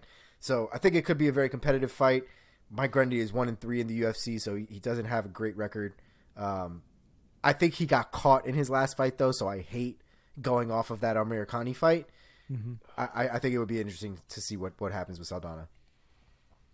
Okay, with that being said, boys, let's bring this card home by getting an update from Mr. Prio of who has risen and who has fallen in the Prio rankings. Mark? All right, I got 3 and 3 for you. We will do the risers first. Going down the card, first we have Alexa Grasso, moves from my number 12 to my number 6 ranked women's flyweight. A great win for Alexa. She had already kind of moved up in the UFC rankings. I had held off. This is the one that gives her that legitimizing win, and she makes the move up. Next one, Kai Kara France, moves from number 6 in my flyweight rankings to number 2. He is the man, and he is now the number 1 flyweight outside of the old dual champs scenario of Moreno and Figueiredo. Last one and biggest one, Manon Fior, from number 17 in my women's flyweight rankings to number 3. Nice. Absolutely enormous move, but I feel like she deserves it. The only women I have ahead of her right now are Jessica Andrade and Katlyn Chookagian, and Andrade is apparently dropping back to 115, so really Fior is my number 2, which is wild, but that's where I got her. The fallers. A couple of these are not huge falls, but I just feel like they were noteworthy because of the names of who they are. Joanne Calderwood moves from my number 8 to number 10 women's flyweight. And Jennifer Maia moves from my number 3 to number 5 women's flyweight. So 2 two-spot falls for each of them, but they're big names. So worth the mention. And then the other is Matt Brown. I had him as my number 42 welterweight. He falls now to my number 49. I had seen him in some places coming into this fight, still up around like 30, kind of clinging to the Matt Brown of old, but he's just not that guy anymore, and losing to Barberena proves that, so he slides a bit more in my rankings.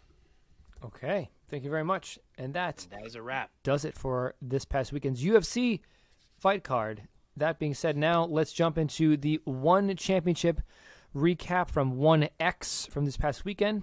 We're not going to talk about the entire card, but let's start at the top. Angela Lee submits Stamp Fairtex in the second round.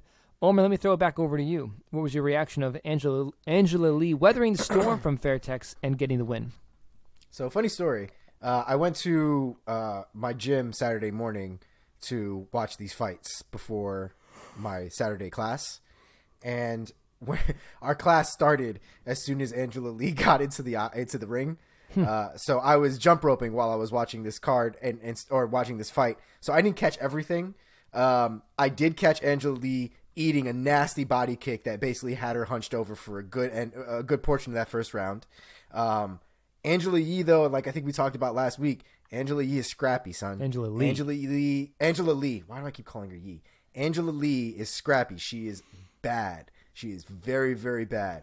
And to watch Fairtex try to take her out in the first round, then come out in the second round and get completely dominated on the ground was insane. And the transitions, the chain submissions that Lee was able to throw out there, I mean, is some next level shit. It was fantastic. One didn't work, she popped over to the next one. That didn't work, she popped over to the next one, and the next one, and the next one, until she finally got Fairtex at a point where she couldn't get out and wins that fight by submission. I loved it. I loved every minute of it as much as I could catch. It was great. Mark, what was your reaction to Angela Lee getting the win over Fairtex? This was a hell of a performance from Angela Lee. I had said that I was picking her because I didn't think Stamp could survive once it hit the mat, but that I was scared of Stamp hurting her early, and that is exactly how this thing played out. Lee came out like a ball of fire, obviously trying to get that distance closed on Stamp as fast as possible, but she still had to run right into that fire. And she was looking good until getting blasted with a left hook to the body that hurt her bad. And she is retreating. Stamp is pouring it on. Lee has to dive for the legs and can't get it, but she does manage to stay attached from that and end up in a clinch so that she can recover. And she did milk it for a while. She was hurt bad.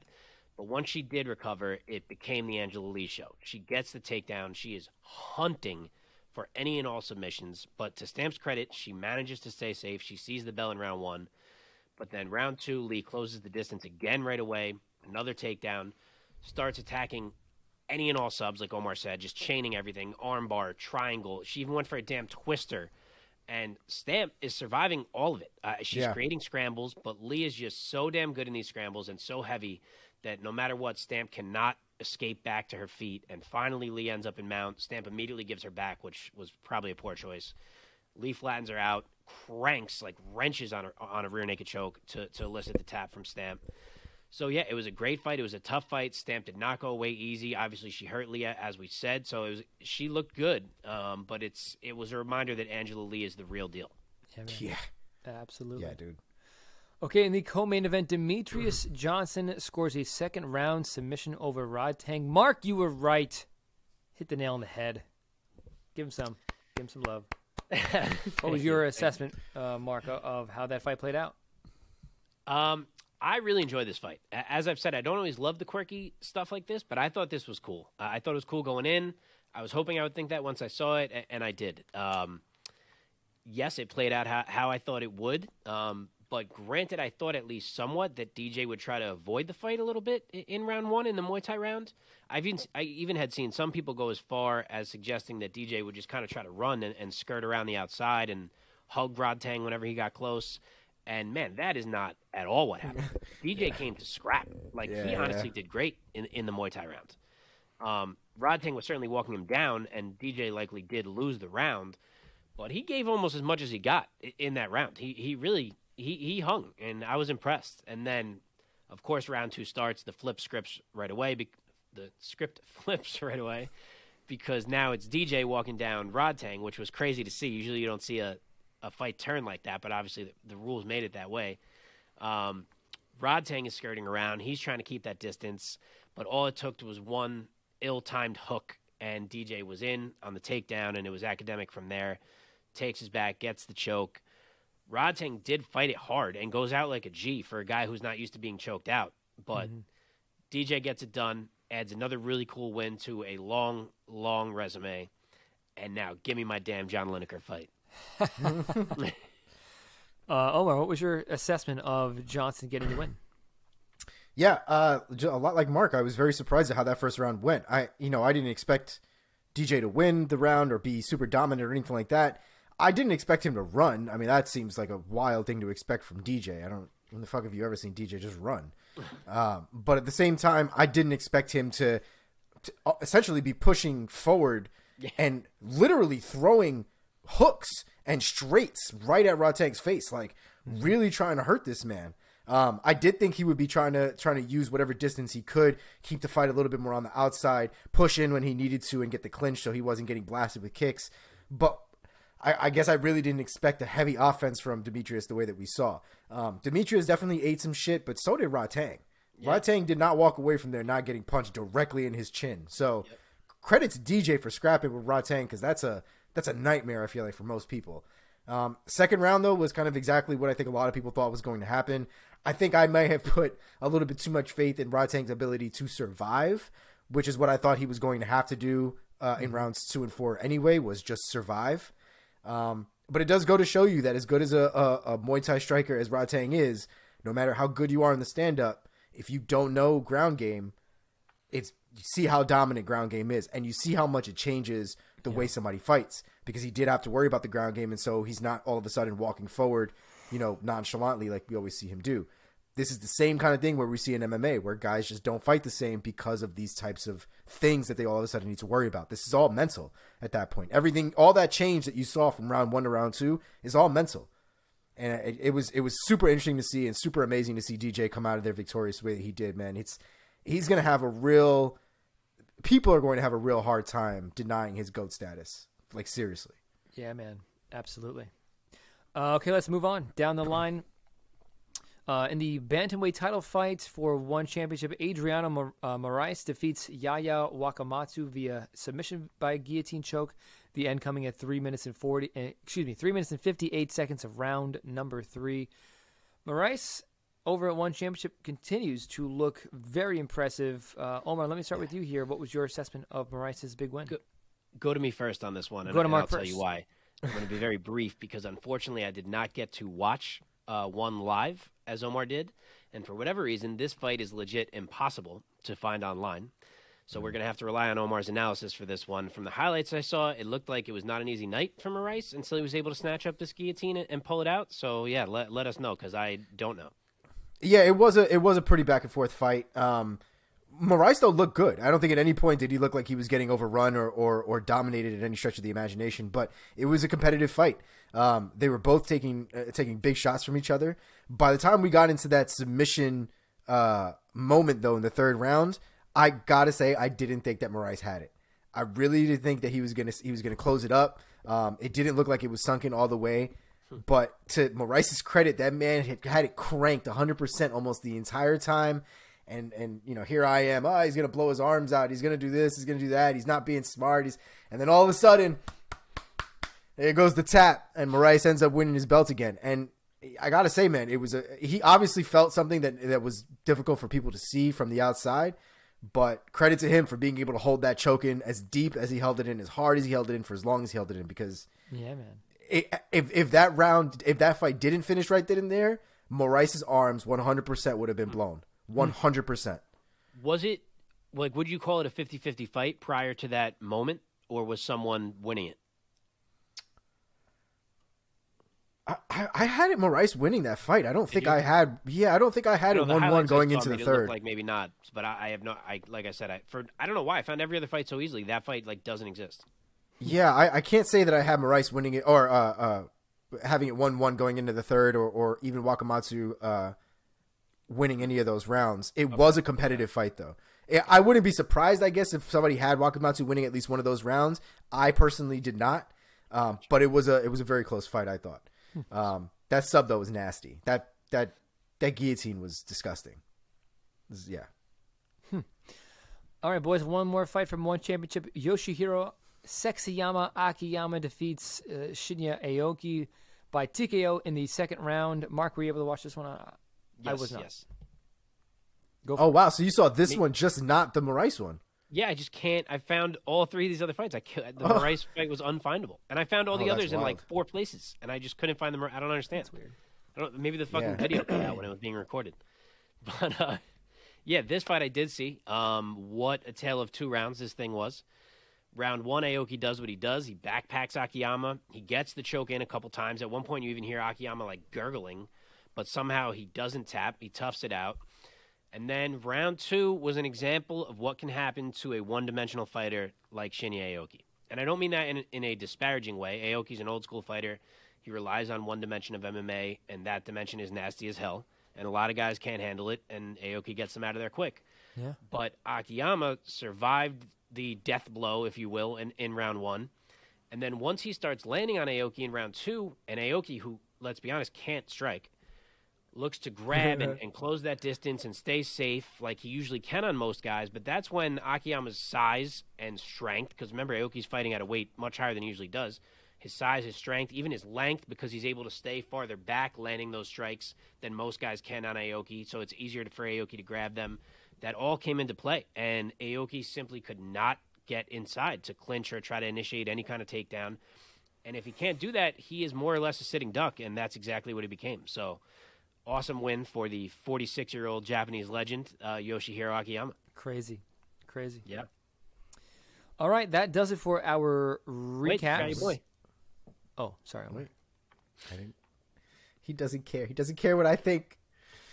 Sexyama looked fantastic. The end of that round was one of those moments where people were like, I don't think he's dead yet. Are we going to stop this fight, or are we just going to let it keep going? Because Aoki was just getting tagged against the cage with his arm trapped just continuously. And while he didn't go out, there were moments there where I was like, he's one bad punch from getting really, really hurt in that position. Yeah. So I was glad it stopped where it was stopped.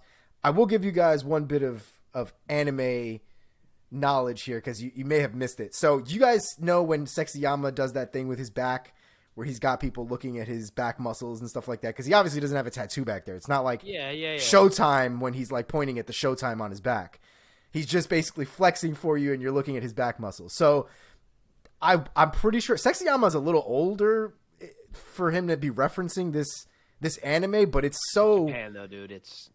You could be 80. And dude, it's so spot on that it's hard to think that this is not where it's from. But there is an MMA anime called Is there really? Yeah, there's an anime for everything: basketball, soccer, tennis, volleyball, you name it, they got it. But there is an MMA one that's been around for a while that just got remade recently, almost like a sequel, so like continuing the story. But it's called Baki, Baki. And in this anime called Baki, his father, I forget what the dude's name is, but he's basically like he's referred to as the demon because he's the greatest fighter in the world. And we're not talking about in the cage MMA. We're talking about like he kills people like with deadly techniques and all kinds of crazy shit. And like nobody can beat him.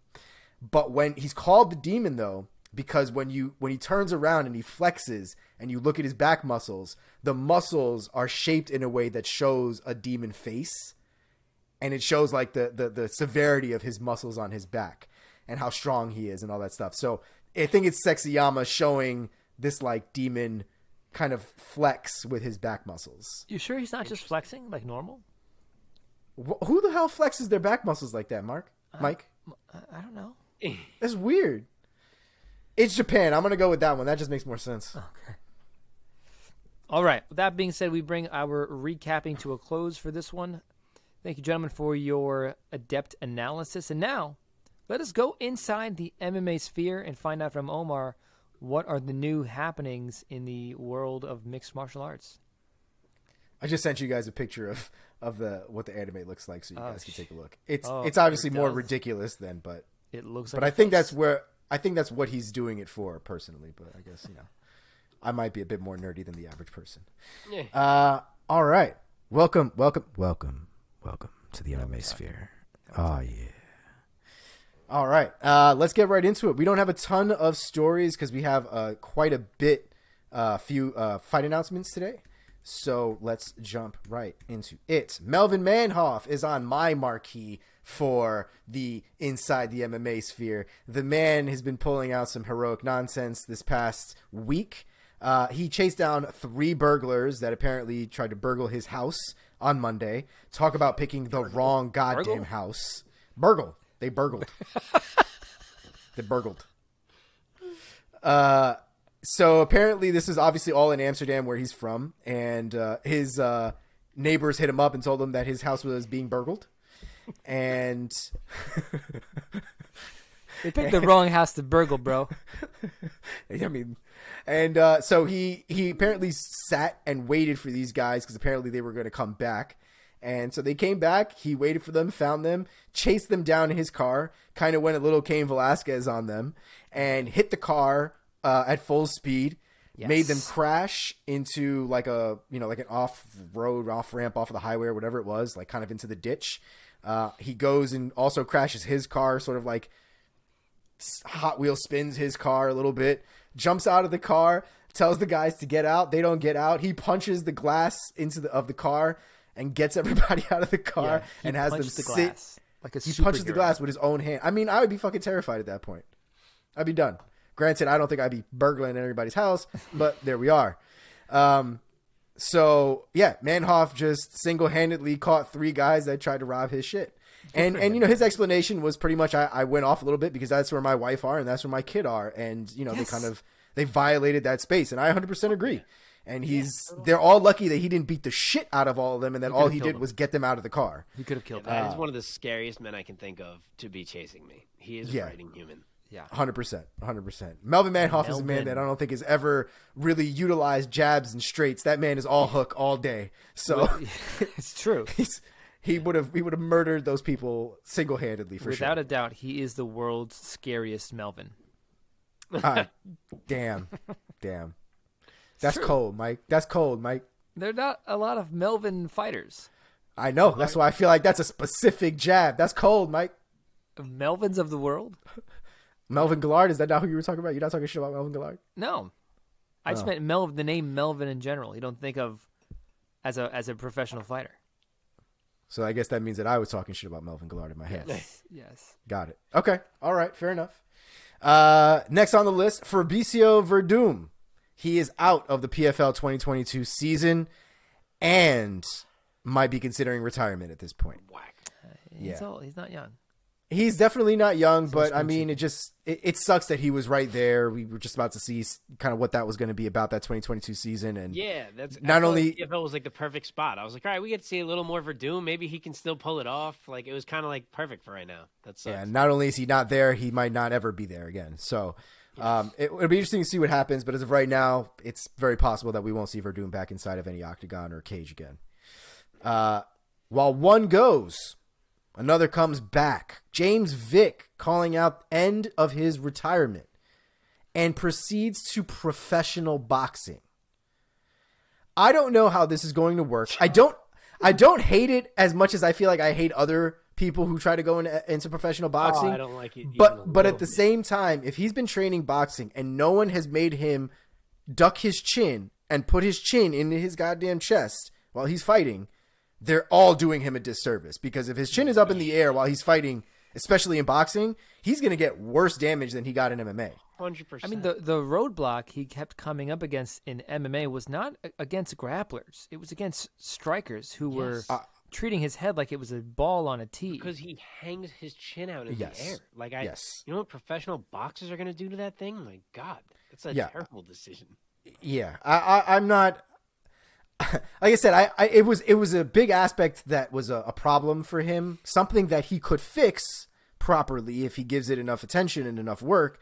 But if he's going into professional boxing with that same chin in the air, that boy is going to get seriously fucked up.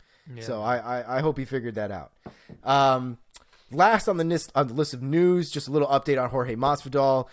So his arrest has actually led the Nevada Athletic Commission to table his promoter's license decision that was currently under review. So if you guys don't know, Jorge Masvidal does have a promotion. I actually forget what it's called right now, but he does have a Game Bread Fighting Championships. Yeah. So his promotion, he's had, I think, at least one event recently. He might have had 2 or 3 already at this point, but I know he's definitely had at least one. That still needs to be passed through the Nevada Athletic State Commission, because I don't believe that's where those fights originally were had. I want to say he did a lot of those fights in Florida, so it's a different commission that's there. But if he does want to bring it to Nevada, to the big time, he's going to need that license. So things aren't looking too great right now. He has officially pleaded not guilty to the charges against him, which good luck with that. And his court date is April 21st. So there'll be more after that. On to some fight announcements. Irene Aldana is out against her fight against Aspen Ladd, like we were talking about earlier. Aspen Ladd is now going to be facing Raquel Pennington at UFC 273 on April 9th. Nassourdine Imavov is out against his fight against Kelvin Gastelum.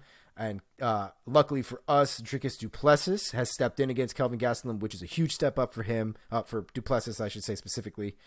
That'll be a fantastic fight. That is also going down at UFC 273 April 9th. Alir Latifi against Alexei Oleinik has been rebooked officially for UFC 273 as well. So we'll finally get to see that fight play out. Victor Martinez is out against his fight against Jordan Leavitt. He will now face Trey Ogden on UFC Fight Night, April 16th. Rafael Alves is out against his fight against Jared Gordon. He will now face Grant Dawson on April 30th on UFC Fight Night. Jan Blachowicz versus Alexander Rakic is rebooked for UFC Fight Night May 14th and will be the official headliner for that card. Davey Grant and Louis Smolka has been added to that same card on May 14th. Louis Smolka is in some rough, turbulent times, so I hope that goes well for him. Ray Spann versus Ian Kunte-Laba, which is such a good fight, has been rebooked for UFC Fight Night May 14th. What did I say? You said Ray. Oh, no, Ryan Spann. Eric Anders versus Ju Young Park has been added to UFC Fight Night May 21st. Santiago Ponzinibbio versus Michel Pereira has been added to UFC Fight Night May 21st. That fight is a straight banger. Make sure not to miss that fight at all. Oh, yeah. Jin Yu Frey versus Vanessa Demopoulos has been added to UFC Fight Night June 25th. The two guys I think that we had against one of the up-and-comers last week have actually been matched up against each other now in Tim Elliott versus Amir Albazi for UFC Fight Night June 25th. Jessica I, like we were talking about or alluded to earlier, is booked against Casey O'Neill for UFC 276 on July 2nd. And finally for the UFC, Alex Pereira versus Sean Strickland in the works for UFC 277 on July 30th. That is a massive step up for Alex Pereira.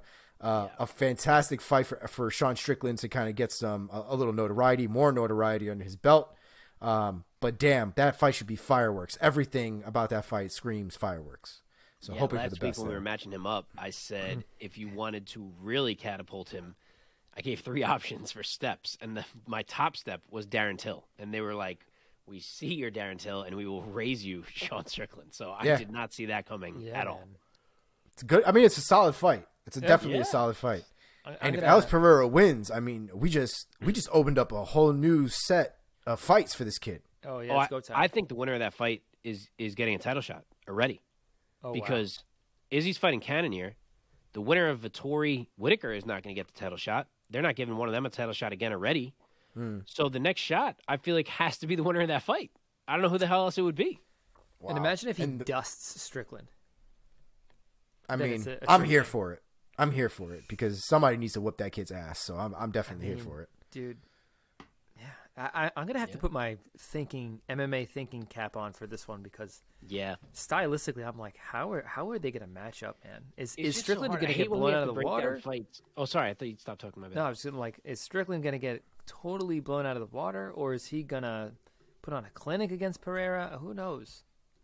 I mean, it's very possible that could finally be the competitive fight that we're looking for. I think the real issue with Strickland is that no matter how much pressure comes forward, he never looks like he's bothered. So it never really looks like a competitive fight. He's always just eating whatever and then just pushing forward some more.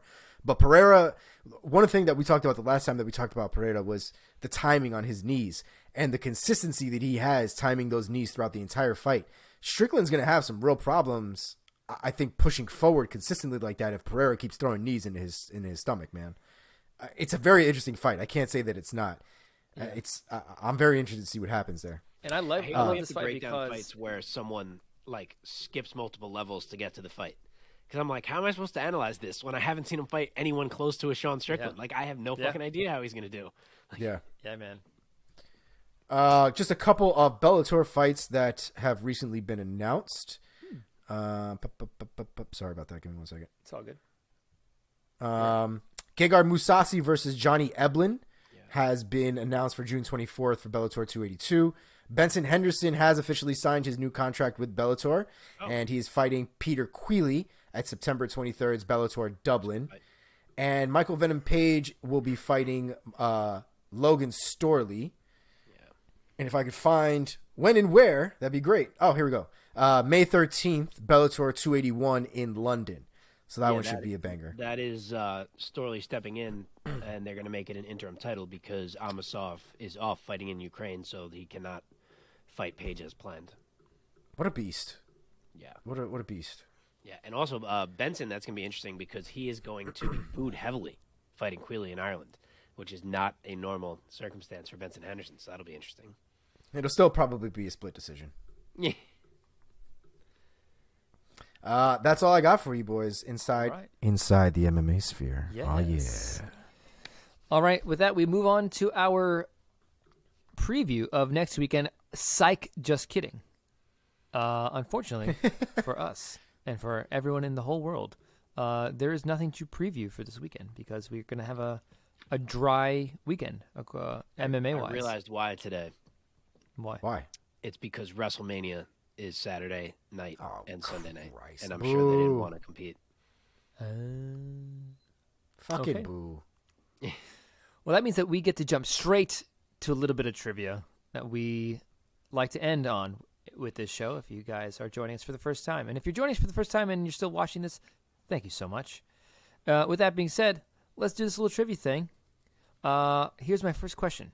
And once again, if anybody's joining us for the first time, trivia is where I attempt to craft some MMA trivia questions for these two gentlemen, trying to find that Goldilocks zone for these MMA diehards that will neither stump them nor be too easy.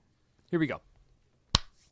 Curtis Razor Blades has spent the majority of his professional MMA career under the UFC banner. His first UFC fight was his first UFC loss, at the hands of the current champion, Francis Ngannou.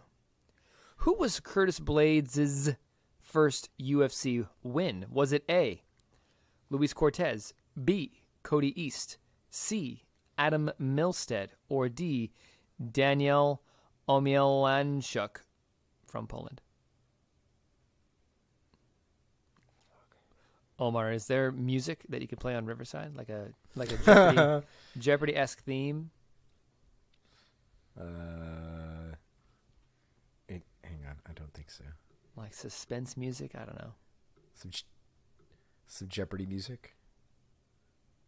I don't. I do have a drum roll though that We will use that. we will use that. Okay. Let me read the options again. A. This is Curtis Blades' first UFC victory. Came against either A, Luis Cortez, B, Cody East, C, Adam Milstead, or D, Daniel Omielanczuk. Sorry if I'm butchering that name. He's from Poland. No, that's it. I'm gonna go with Milstead. That's who I'm going with too. I can't remember, but that's who I'm going with. He did defeat Milstead. Yeah. But that victory was Jesus. That victory was overturned because Blades tested positive for a little bit of marijuana. His first UFC victory right after that first loss to Ngannou came against Cody East. That was my second choice. Crap. That was my second choice too. Cody East, I don't think he's in the UFC anymore. Cody East did some shit, I want to say, and is in jail.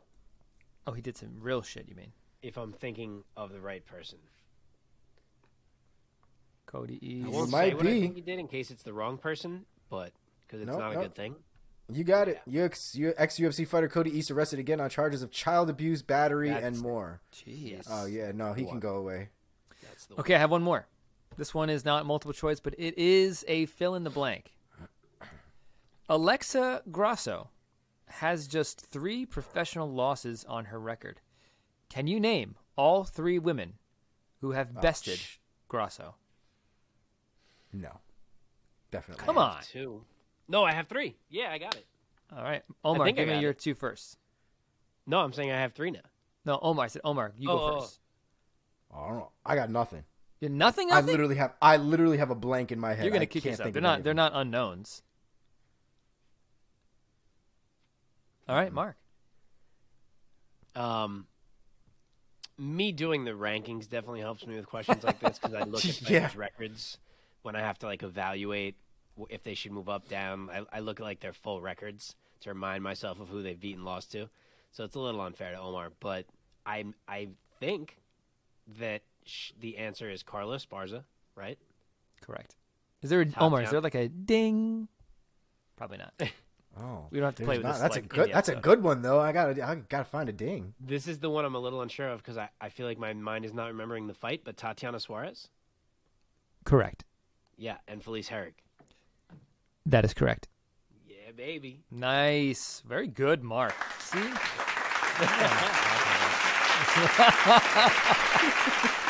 what I'm talking about, man.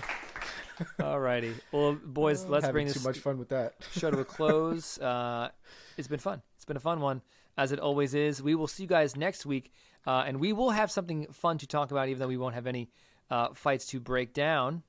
Mark, yes? You have something to say? I was just going to say we're going to have a ridiculous deep-ass card to preview, Yes, absolutely. right? That next week is 273, right? Yeah. Yeah.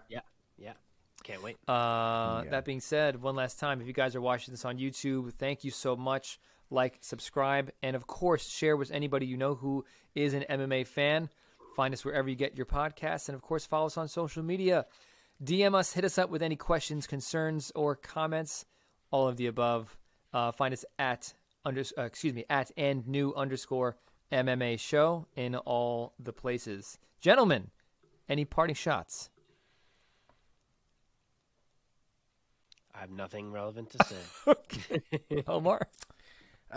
If you ever decide to practice clinching, don't wear your hand wraps. You will scratch the shit out of the people that you are clinching. Awesome. It doesn't feel great. Nice. One last time, guys. Catch me on BXNG TV. That's Boxing TV this weekend. I believe you can buy the card for about $20.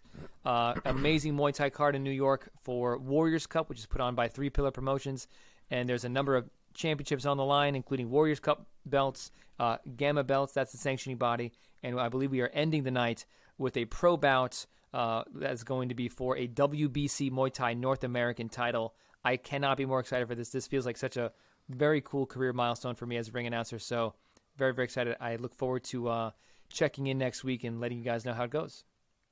That being said, nice. we will see you guys Hell next yeah. week. And enjoy the fights this weekend. Peace. There are none.